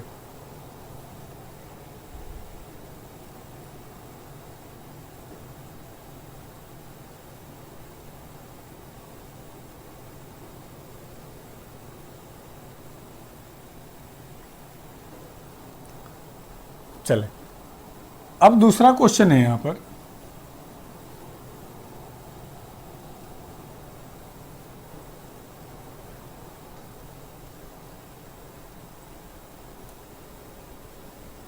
कॉमर्शियल बैंक क्या होते हैं, नेशनलाइज बैंक क्या है। अब एक बार एसबीआई के बारे में लिख लो, स्टेट बैंक ऑफ इंडिया, ये अलग क्यों है?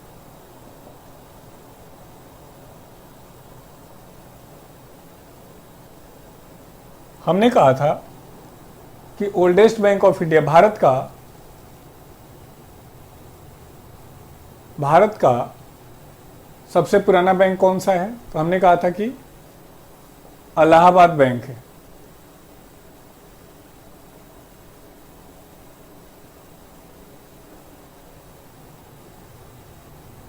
गवर्नमेंट बैंक को, प्राइवेट बैंक को गवर्नमेंट एक्वायर कर सकती है?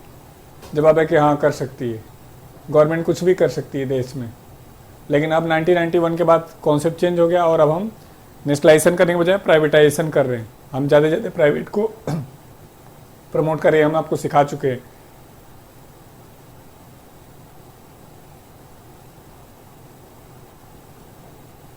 कौन से 7 मर्ज हुए हैं, क्वेश्चन आएंगे क्या? बिल्कुल आएंगे। इनके अलावा जो बच्चे मर्ज हो गए, नोट्स में आपको ये हम प्रोवाइड कर रहे हैं। एसबीआई का देखो, हमने कहा था oldest bank of India Allahabad bank, लेकिन एसबीआई कह रहा है we are oldest bank of India. ऐसा क्यों कर रहे हैं वो देखो। 1806 में एक बैंक बना था, बैंक ऑफ बंगाल, या बैंक ऑफ कोलकाता बोलते हैं। 1840 में एक बैंक बना था, बैंक ऑफ बॉम्बे, और 1843 में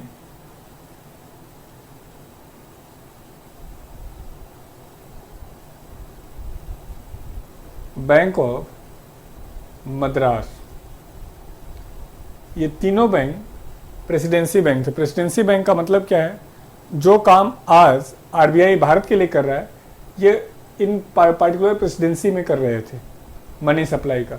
जब अंग्रेजों का प्रशासन बड़े लेवल पर बढ़ने लगा, भारत में नेशनलाइज होने लगे, मजबूती से फैलने लगे, तो इन्होंने इन तीनों को मिला करके इंपीरियल बैंक बनाया। और यही इंपीरियल बैंक 1 जुलाई 1955 को कन्वर्ट हो गया एसबीआई में। तो क्वेश्चन क्या बना, एसबीआई का पुराना नाम, इंपीरियल बैंक का नया नाम। इंपीरियल बैंक किन बैंकों से मिलकर बना था, इंपीरियल बैंक किस बैंक से मिलकर नहीं बना था, चौथा कोई नाम दे देंगे। तो एसबीआई कहते हैं कि हम अपना ओरिजिन यहाँ से मनाएंगे। 2006 में इन्होंने अपनी स्थापना का 200 साल सेलिब्रेट किया। लेकिन जीके कहता है कि नहीं, भारत का जो सबसे पुराना बैंक है वो इलाहाबाद बैंक ही है। तो हमने यही मान के चलना है, बस हमें ये देख लेना है कि एसबीआई कैसे कैसे आगे बढ़ा है। हेड ऑफिस हो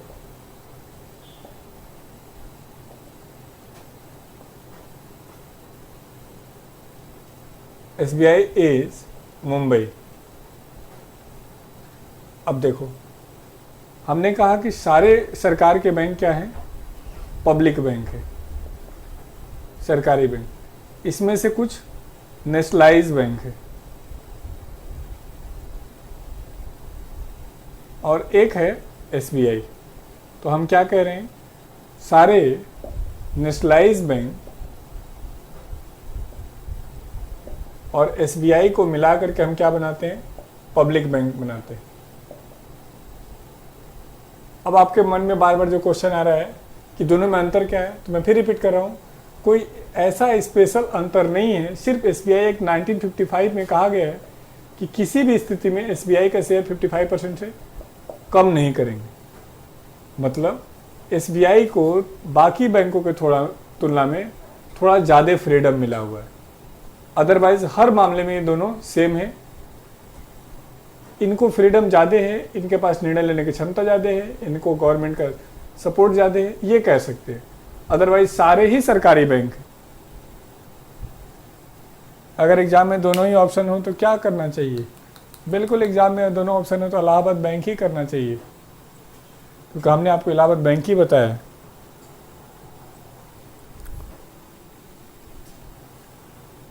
तो उम्मीद करते हैं कि एसबीआई नेशनलाइज पब्लिक बैंक कैसे क्या है सारा का सारा। यदि मैं चाहूँ नए डेफिनेशन के हिसाब से तो मैं ये कह सकता हूँ कि एसबीआई और बाकी बैंकों में लगभग समानता आ गई है, क्योंकि अब धीरे धीरे धीरे जो गवर्नमेंट का टारगेट है सारे बैंकों को मर्ज करेंगे। क्योंकि थोड़ा ध्यान से समझो, क्यों नहीं किया जा सकता नेशनलाइज एसबीआई को, अरे निकम्मे है। नेशनलाइज करने का फायदा क्या है, जब तू अच्छे से काम करो तो मुझे तुझे छेड़ने की जरूरत क्या है। जब तुझे ऑलरेडी इस शर्त पे फ्रीडम दे रहे हैं, ठीक है अपना काम करो, हम आपको इस एक्ट के तहत आपको विशेष प्रोविजन दे रहे हैं, बाकी लोगों को हम ऐसे कंट्रोल करेंगे, तो दिक्कत क्या है इसमें, कुछ नहीं, स्पेशल फील कराने का एक आधार है ये। सर आपके नोट्स भी पढ़ने जरूरी हैं क्या, मन करे तो पढ़ लेना। मेरा अपना कहना है कि आप किसी भी टीचर से उससे एक बार थियरी पढ़िए,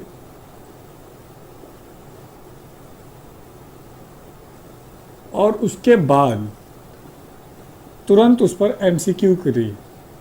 यदि प्रीवियस को बेस बना के नए क्वेश्चन को उठा करके जो भी आपको मार्केट से मिले, यदि आप इसके बेस पर 90%, 95%, 80% क्वेश्चन कर पा रहे हैं तो ठीक पढ़ाया जा रहा, आप ठीक समझ रहे हैं, और नहीं कराया जा रहा तो कोई लॉजिक नहीं। ऐसे नहीं चलेगा मेरा क्वेश्चन मेरा थियरी मेरा ही, ये तरीका होना चाहिए। और देखेंगे हम आपको इस क्वेश्चन को कराएंगे, तो आप पीडीएफ का नोट्स पढ़ें, बुक पढ़ें, ना पढ़ें कोई दिक्कत नहीं, कोशिश क्या करें जो थियरी समझा जाए वो पूरा समझा करें। चलें,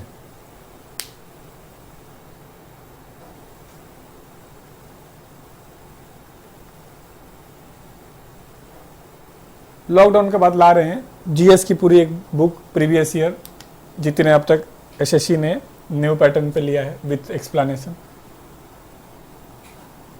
सीजीएल 19 को मिला करके।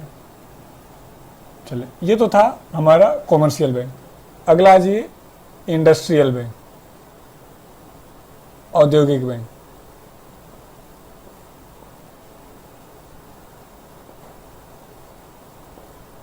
हाँ, मैं एक पॉइंट बता रहा था आपसे कि सरकार ने इतने बड़े लेवल पर बैंकों का मर्जर क्यों किया। तो थोड़ा ध्यान से देखो,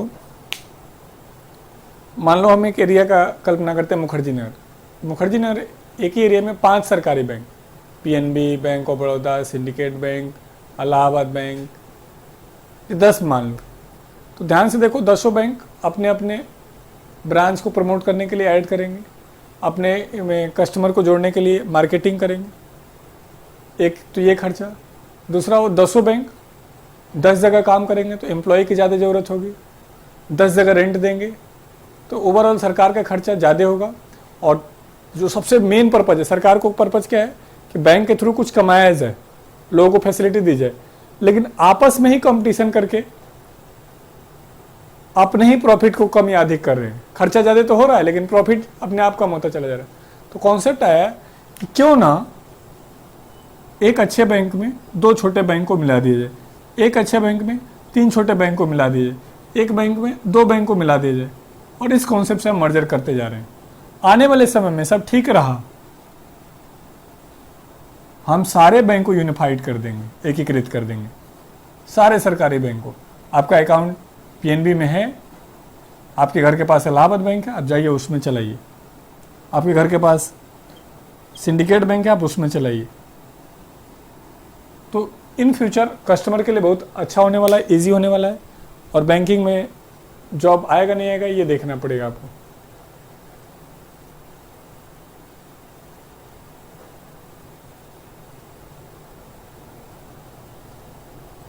पूछ रहे हैं चेयरमैन ऑफ एसबीआई, मेरे यहाँ बारिश हो रही है, थोड़ा नेटवर्क इशू आ रहा है बीच बीच में।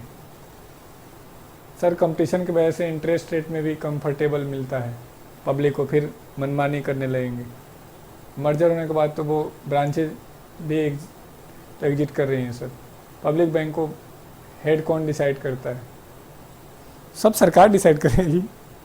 हमने आपको पॉलिटी में सिखाया कि किसी के भी अपॉइंटमेंट की बात होगी तो प्रेसिडेंट का नाम चलेगा, लेकिन रियल में काउंसिल ऑफ मिनिस्टर सारा का सारा काम कर रही हो। भारत सरकार मिक्स्ड इकोनॉमी के बजाय प्राइवेटाइजेशन को प्रमोट कर रही है। मैंने आपको सिखाया है कि प्राइवेटाइजेशन हमारी मजबूरी है। एक तरफ आप चाइना से फाइट करने की बात करते हो, दूसरी तरफ जॉब की बात करते हो, तो ऐसे नहीं चलेगा, दोनों तरीके से नहीं होगा, कहीं ना कहीं बैलेंस करना पड़ेगा। गवर्नमेंट रिलायंस को अपने अंडर में कर सकती है, जितने देश के जीडीपी है ना उससे बड़ा रिलायंस का बजट है मेरे दोस्त। वो दिन गए कि जब खरीद सकते थे। ओवरऑल आपके प्रश्न का सीधा जवाब है कि हाँ, सरकार किसी को भी खरीद सकती है, कुछ भी कर सकती है। लेकिन अब सरकारें कंट्रोलर के बजाय फैसिलिटेटर के रूप में कार्य कर रही हैं। मतलब अब हम प्रोडक्शन का काम नहीं करेंगे, अब हम गाइड का काम करेंगे। आप ही प्रोडक्शन करें लेकिन हम चेक करेंगे। चलें, इंडस्ट्रियल बैंक और इंडस्ट्रियल बैंक में पहला IDBI, industrial development bank of India.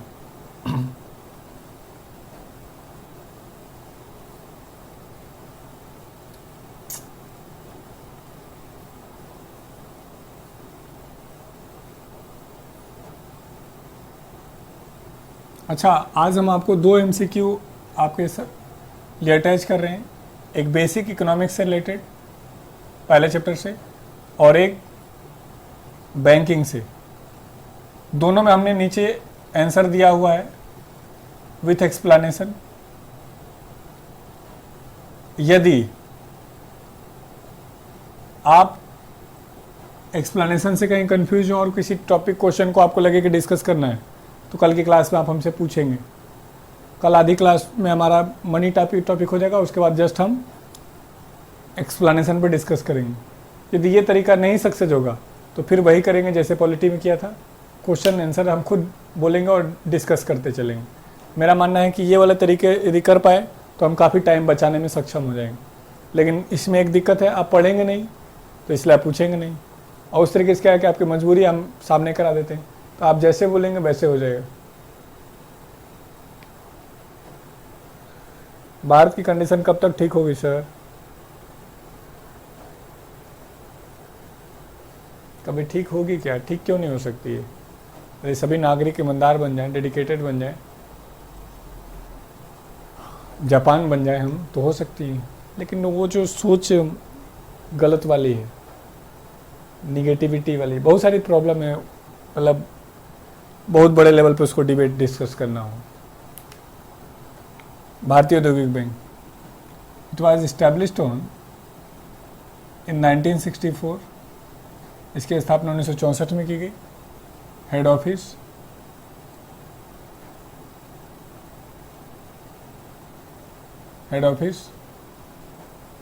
Mumbai, मुख्यालय मुंबई में। इट वाज या it is working for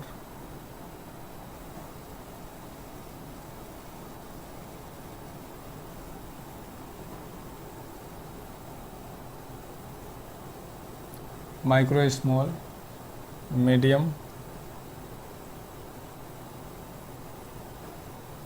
and heavy industry।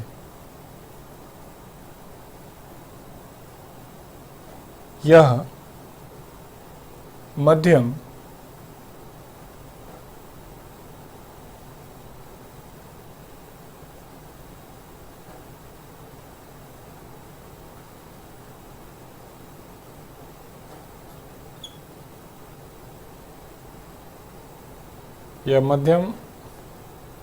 एवं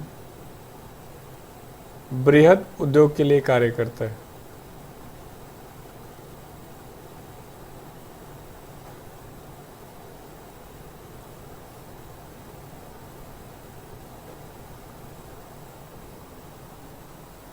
इकोनॉमी अपने लेवल पर कब तक मार्केट सही होने में चांस है, करंट सिचुएशन को देख करके। और एज ए इवेंट मैनेजर निकम में मैनेजर कौन अपॉइंट करेगा, इवेंट मैनेजर कौन अपॉइंट करेगा, पीओ कौन अपॉइंट करेगा, कौन डिसाइड करेगा? बैंक डिसाइड करेगा। ये भी क्वेश्चन बनेगा कि सर सरकारी ऑफिस में पीओ डिसाइड कौन करता है? दूसरा बोल रहे कि सेंट्रलाइजेशन से बैंक इंटरेस्ट रेट भी तो बढ़ेगा, कंपटीशन कम होगा। जब सरकार का खर्चा कम होगा तब सरकार कम रेट पे देगी या ज़्यादा रेट पे देगी? आप जो कह रहे हो वो इन फ्यूचर हो सकता है, लेकिन अभी प्रेजेंट सिनारियो है कि बैंकों को मर्जर करना हमारे आपके लिए एक अच्छा स्टेप है। इस्टेब्लिश्ड ईयर कैसे याद रखें? मुश्किल से 15-20 बताएंगे, वो अपने आप याद रहेगा आपको। ट्रैक पर कब तक आएगी मार्केट? म्यूचुअल फंड में पैसा लगा दें क्या अभी मार्केट में? आप म्यूचुअल फंड जैसे शेयर मार्केट पढ़ाऊंगा, जब भी पैसे लगाएं तो लॉन्ग टर्म के लिए लगाएं, फ़ायदा होगा। अभी लगाएंगे तो फ़ायदा होगा, लेकिन साल 2 साल तक बिल्कुल रिटर्न की उम्मीद ना करें। दूसरा पूछ रहे हैं कि मार्केट रिटर्न कब होगा? बहुत कुछ डिपेंड करेगा इकोनॉमी का जून के सिनारियो पर। जून हो सकता है ऐसा रहे कि भारत कभी वापस रिटर्न ही ना कर पाए, क्योंकि हमने बहुत सारे गलत स्टेप भी ले लिए हैं, लोगों के पलायन का, बहुत सारे गलत मतलब जो हम चाहते तो बहुत बेहतर तरीके से इसको हम कर सकते हैं। सर हम चाइनीज़ आइटम का यूज़ कम कर सकते हैं?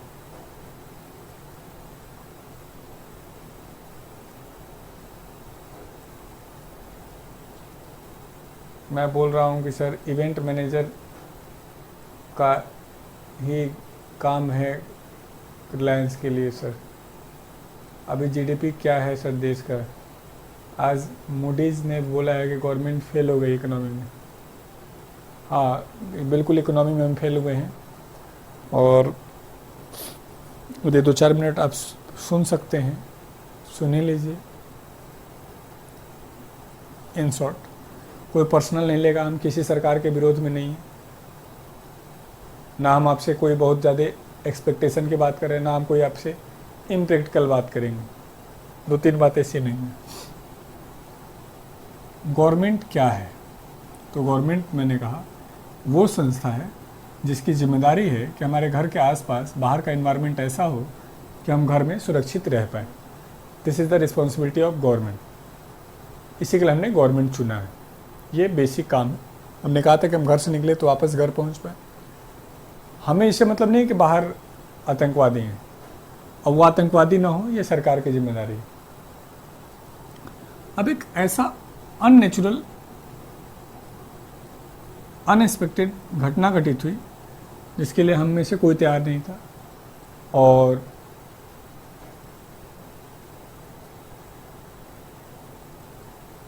अचानक हमें बहुत सारे स्टेप लेने पड़े। हमें थोड़ा एक दो इवेंट से आपको चीज़ों को समझाते हैं, बस एक एग्जांपल से इसे आप समझ में आएगा। हमने लॉकडाउन किया, दुनिया का बेहतरीन स्टेप, बहुत ज़रूरी था सोशल डिस्टेंसिंग, और हमने काफ़ी हद तक सफलता पाई। लेकिन हमने देखा कि हमारी इकोनॉमी वीक हो रही है, तो हमने कहा कि ठीक है, अल्कोहल को हम सेल करने का ऑफ़र दे देते हैं, इससे थोड़े बहुत इकोनॉमी को पुशअप मिलेगा। और फिर जो हमने जो कुछ भी यहाँ पे मेंटेन करने का कोशिश किया था उसको एक तरीके से यहाँ पर आकर के हमने ख़त्म कर दिया। फिर हमें लगा कि यार ये गलत हो गया, और हमने कहा कि ठीक है, हम आपको 20 लाख करोड़ का फंड एलोकेट करते हैं। इन दोनों डिसीजन में थोड़ा सा विरोधाभास है। यदि पैसे नहीं थे तो ये क्यों लाए गए, और पैसे थे तो ये क्यों लाए गए। दूसरा,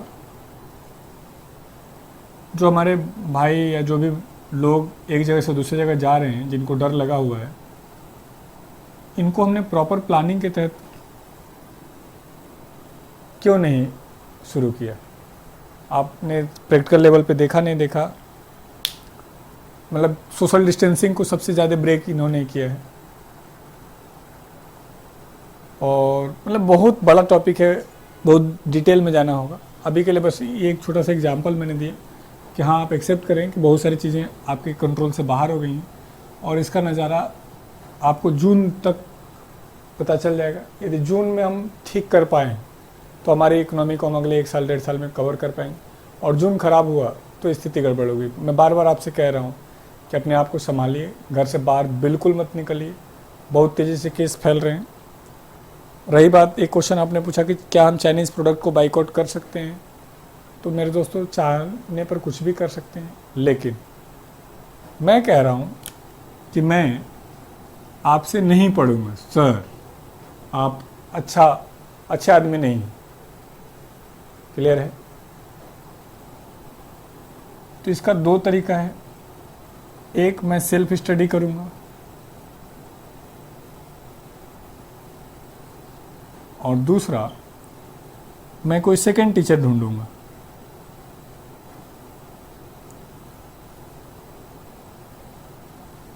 मेरे कंपटीशन में मैंने बाकी टीचरों को सरवाइव नहीं करने दिया, जाए चाइना, तो ये ऑप्शन आपके पास लगभग नहीं है। तो आपके पास एक ही ऑप्शन बचता है कि आप सेल्फ स्टडी करें। अब ये आप खुद समझ सकते हैं कि आप कितना आप सेल्फ स्टडी कर सकते हैं। जब आप जगते हैं तब से लेकर जब तक सोने जाते हैं, सारी चीज़ें आप चाइना से यूज़ कर रहे हैं। नहीं, हम बड़ी बड़ी बातें कर लें, हम कह रहे ये कर देंगे वो कर देंगे, नहीं कर सकते। लेकिन हाँ, यदि ये ठान लें कि सर मैं कर सकता हूँ, और यह हम हर नागरिक को ठानना हो, तब तो जाके हम इस पर काम कर सकते हैं। लेकिन आप और मैं इतने ज़्यादा दोहरी बातें करने वाले लोग हो गए हैं कि हम सिर्फ बातों बातों से ही करते हैं। हम नहीं कर सकते क्योंकि हमने बेसिक पर काम किया ही नहीं। हम ये कहते रहे कि मैं सेल्फ स्टडी करूँगा, लेकिन मैंने बुक नहीं खरीदा। मतलब हमने कहा कि हम इंडस्ट्री बनाएंगे, लेकिन हमने लोन सस्ता नहीं दिया। हमने कहा कि हम इंडस्ट्री बनाएंगे, लेकिन हम लोगों को स्किल नहीं कर पाए। हमने कहा कि हम इंडिया की इकोनॉमी को मजबूत करेंगे, लेकिन हमारे स्किल लोग पढ़ पढ़ के एम्स से, IIT से, AIM से भागते रहे, तो हम उनको रोक नहीं पाए। तो जब बेसिक ही आपका ठीक नहीं होगा तो नहीं कर पाएंगे। तो ऐसे बहुत सारी दिक्कतें हैं। चाइना ने माइक्रो लेवल बहुत काम किया, बिल्कुल स्वदेशी अपनाया, मोदी जी बोले हैं। आपने लिखा था जब सबका शासन, इसका मीनिंग क्या है सर? ये 20 लाख करोड़ हमारी कंपनी GDP का 10% भी है क्या सर? तभी कहाँ स्टैंड करते हैं हम, बाइकआउट कर पाए चाइना को। PUBG डिलीट कर दिया सर, वो चाइना का है। PUBG मेरे लाइफ में था, फिर भी चलो अच्छा किया डिलीट कर दिया। पबजी डिलीट करने से प्रॉब्लम नहीं सॉल्व होगी। मैंने कहा कि मैं अब इकोनॉमिक्स पढ़ूंगा ही नहीं, ऐसे काम नहीं चलेगा, मुझे पढ़ना पड़ेगा। खैर ये एक बड़ा टॉपिक चला जाएगा, इसको छोड़िए। मेरा अपना प्रैक्टिकल एग्जांपल कहता है, थोड़ी सी दुखद है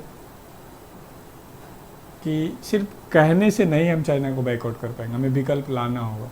मैंने कहा था आपसे कि मैं एसी खरीदने जाऊंगा तो ये नहीं कहूँगा कि इंडियन एसी दिखाओ, मुझे मजबूरी है, मुझे ये कहना होगा अच्छा एसी दिखाओ।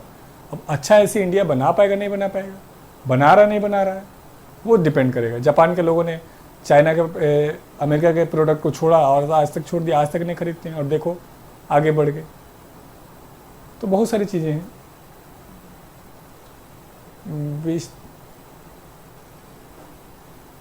आप फूल खलता हूँ सर, खेलता हूँ सर। बीजेपी ने हिंदू मुस्लिम और पाकिस्तान को लेकर देश को बदनाम कर दिया।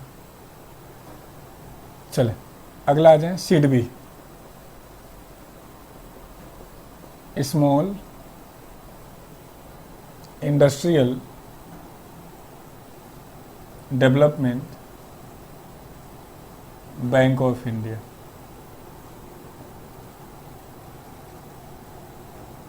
मेरा विचार थोड़ा सा अलग है, ये आपको दुखद भी होगा। मरे हुए लोग कुछ नहीं करते हैं और हमें से 99% लोग मर चुके हैं वैचारिक रूप से। मैं तुमसे कह दूँ कि 2 दिन मोबाइल छोड़ दो, तुम छोड़ ही नहीं सकते, तो तू निकम्मे बाइकआउट कर लेगा। और तू अकेला नहीं है, ऐसे हम सब हैं। तो जब हम ऐसी आदतों में मजबूर हो गए जहाँ से हमारे सोचने समझने की क्षमता नहीं छोड़ ली गई है, तो कहाँ से कर लोगे। बहुत क्रांतिकारी होना पड़ता है, सरकारों को स्ट्रिक्ट होना पड़ेगा। चाइना ने कम्युनिस्ट सिस्टम अपनाया, तब जाके इतने बड़े लेवल पे लागू कर पाए। हाँ, बातें सुनने में अच्छी लगती है कि ऐसा करिए, चाइना का प्रोडक्ट छोड़ दीजिए और हमारे सैनिकों के साथ ये हो रहा है वो रहा। प्रैक्टिकल कितना हो रहा है उस पर बात करना जरूरी है। आईडीबीआई पहले प्राइवेट थी, आईडीबीआई मर्ज हो गया है। Industrial development bank of India, IDBI पहले आरबीआई कंट्रोल में थी, भारत सरकार ने फिर अभी अपने कंट्रोल में किया था, प्राइवेट नहीं थी। Small industrial development bank of India established on 2 अप्रैल 1990, 2 अप्रैल 1990 को स्थापित किया गया। हेड ऑफिस लखनऊ,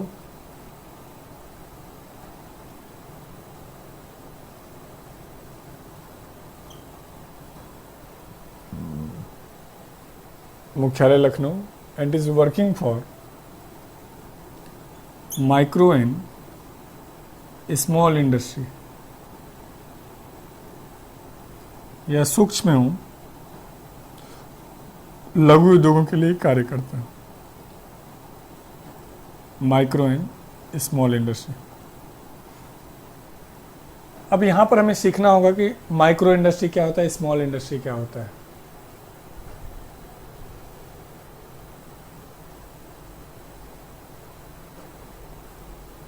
वो सीखते हैं। बीच में इंडस्ट्रियल आईडीबीआई कॉमर्शियल काम करने लगा था, अभी भी करता है, लेकिन अभी किसी बैंक में इसको मर्ज कर दिया। बैंक कैसे खोल सकते हैं सब बताएंगे, बैंक कैसे खोल। करेंट सिनारियो में रामदेव बाबा खुश हैं? नहीं, रामदेव बाबा खुश नहीं है, देश को भी रामदेव बाबा के लिए खुश होना होगा। आप जैसे हर व्यक्ति को बिजनेस की तरीके से देखने लगे ना तो दिक्कत है। बिजनेसमैन होना गलत नहीं है, कोई प्रोडक्ट बेचना गलत नहीं है। बैंक कैसे खोल सकते हैं? पेमेंट बैंक बताऊंगा तो बताऊंगा। इंडस्ट्री को हम 2 कैटेगरी में बांट सकते हैं, एक सर्विस इंडस्ट्री, सेवा उद्योग, जहाँ सर्विसेज बनती है, hospital, school, bank, insurance company, restaurant, coaching, और दूसरा मैन्युफैक्चरिंग, जो वस्तुएं बनाती हैं, विनिर्माण। माइक्रो, सूक्ष्म, स्मॉल, लघु, मीडियम, मध्यम, हैवी, बृहद। देखो लाइफ में क्या है ना, बहुत पॉजिटिव रहना है। और पॉजिटिव आप तभी रहोगे जब अपना काम ईमानदारी से करोगे। नेगेटिव होने का हमारे लाइफ में 1000 कारण है। घर की स्थिति ठीक नहीं है, घर देश अच्छा नहीं कर रहा है, ये वो 50। और खुश रहने का एक ही कारण है कि मुझे बेहतर करना है लाइफ में। रामदेव बाबा ने स्वदेशी प्रोडक्ट लाए हैं, बट उनका प्राइस हाई है अगर कंपटीशन कंपेयर करें तो। मत लीजिए, कहाँ मना, कहाँ करे रामदेव के, आप हमसे लीजिए। आपको सस्ता भी चाहिए, स्वदेशी भी चाहिए। आपको देश का विकास भी करना है, लेकिन कोई भारतीय अच्छा करे तो उसका बुराई भी करना है। दोहरी बातें नहीं। चाइना सस्ता क्यों लाता, आप भी जानते हैं। लेबर का एक्सप्लॉयटेशन होता है वहाँ पूरी तरीके से। पढ़ाऊंगा, प्लानिंग चैप्टर पढ़ाऊंगा, कम्युनिज्म, तो आपको समझ में आएगा। आप ही को 100 लोग फ्री में काम करने वाले मिल जाए तो आप चीज़ों को सस्ते रेट पे दे दोगे। मेरा बैच 100 रुपये का, 151 रुपये का लॉन्च कर पाया। मैं किसी टीचर का रख के लॉन्च कर लेता क्या? नहीं, मुझे उसकी सैलरी उतनी देनी पड़ जाती। तो आप ये ना कहें कि रामदेव महंगा दे रहे हैं। अच्छा दे रहे नहीं दे रहे, ये प्रश्न है। Service industry up to 10 lakh rupees से शुरू किया जाएगा तो माइक्रो, 10 लाख से 2 crore small, 2 crore to 5 crore medium, more than 5। ये बिजनेस के स्टार्ट करने का रेशियो है। Up to 25 lakh. हमें आपको रामदेव के सफलता से दिक्कत नहीं, हमें आपको दिक्कत है कि वो इतनी बड़ी कंपनी कैसे बना रही, ये दिक्कत है। तो बहुत सारी दिक्कतें। आप चाहते हैं कि वो बाबा हैं तो बाबा ही रहें। बाबा हैं तो वो, हमने बेसिकली दिक्कत क्या है कि हम सबके बारे में एक डायमेंशन बनाते हैं, उससे बाहर जैसे ही हो जाता है तो हम फिर उसकी बुराई करने लगते हैं। ऐसा कहीं नहीं लिखा है बाबा बिजनेस नहीं कर सकते। खैर, 25 लाख से 5 करोड़, 5 करोड़ से 10 करोड़ और मोर देन 10 करोड़। इन दोनों पर को पैसा चाहिए तो कहाँ जाएंगे? सिडबी के पास। इन दोनों को पैसा चाहिए तो कहाँ जाएंगे? आईडीबीआई के पास। यहाँ से भी क्वेश्चन आता है कि स्मॉल इंडस्ट्री के लिए सर्विस इंडस्ट्री की क्या परिभाषा है। लास्ट ईयर बिहार पीसीएस में मैचिंग के लिए आया, एसएससी में भी आ चुका है। यहाँ से, यहाँ पे यदि कोई क्वेश्चन है आपका तो पूछ सकते हैं।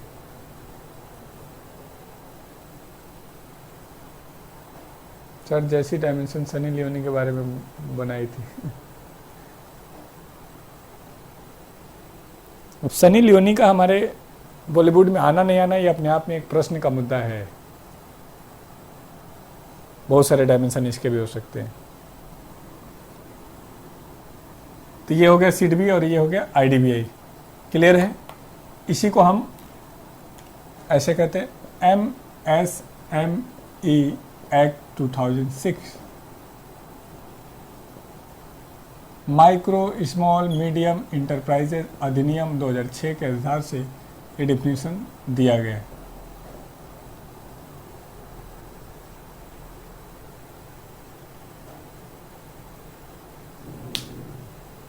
ये तो ये इन्वेस्टमेंट अमाउंट है। जैसे इन्वेस्टमेंट अमाउंट बढ़ेगा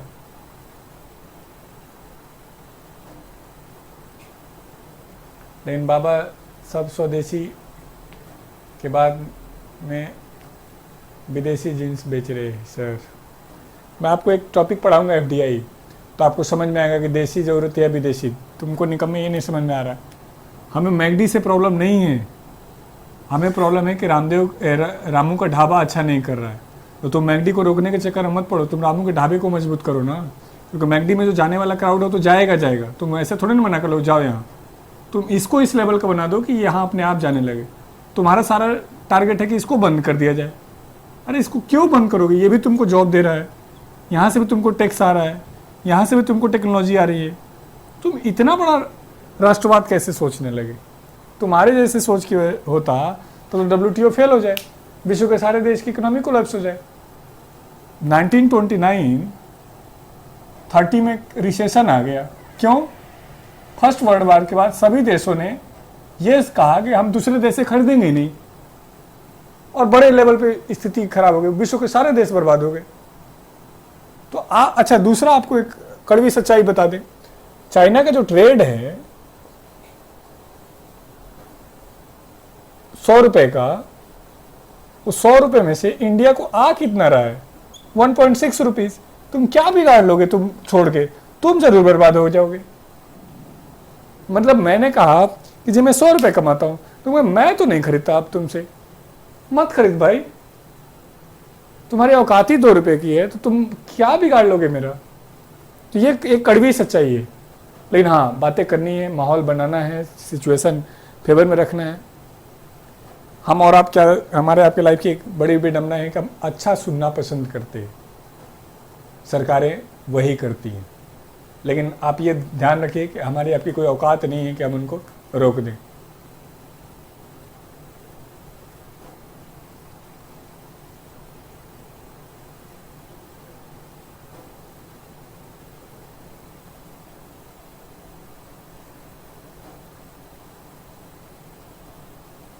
हैवी तो आया नहीं है, जो बच गया वही हैवी हो जाएगा। हैवी का कोई अलग से एक्ट थोड़ी ना होगा, यही एक्ट है। एमएसएमई की कंडीशन डिफिनेशन चेंज हुई, नई वाली है मेरे बच्चे रिंकी।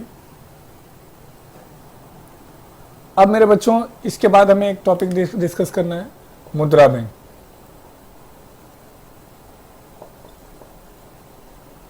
जब भी आप किसी का विरोध करें तो ये देखें कि उसका परसेंटेज कितना है, हम और आप कितना उसका बिगाड़ सकते हैं, तो जाके हम कर सकते हैं।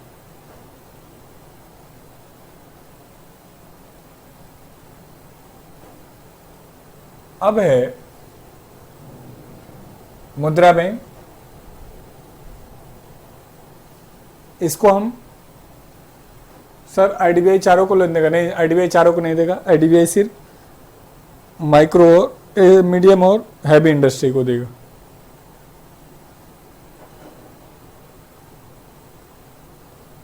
सर चाइना ने पहले ही बाइकआउट, चाइना की टी शर्ट बनाने शुरू कर दी है।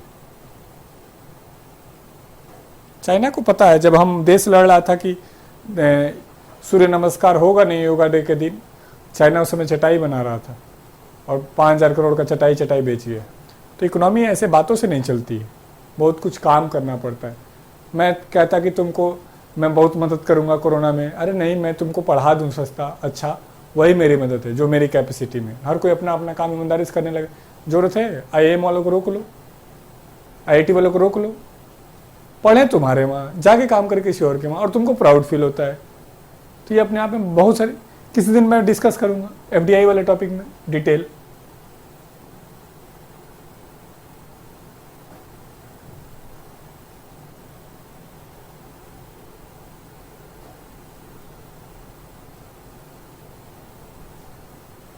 सर मेरा भी एक फ्रेंड बहुत बातें एफबी पर करता है, फॉलो 1% भी नहीं करता है। बहुत सारे लोग ऐसे रियल लाइफ में आपको अलग मिलेंगे और सोशल मीडिया पे अलग मिलेंगे। तो आज के लिए सेशन को यहीं रखते हैं और फिर हम कल इसको आगे कंटिन्यू करेंगे। कल हम आपसे 2 चीज़ें उम्मीद कर रहे हैं। एक तो आप आज हम क्वेश्चन अपलोड कर देंगे, उसको आप अपडेट कर लेंगे, उसके डाउट लेके आएंगे। और दूसरा असाइनमेंट देख लेंगे, उसमें कहीं कुछ सजेशन और चाहिए होगा तो बता देंगे। आईडीबीआई चारों के लिए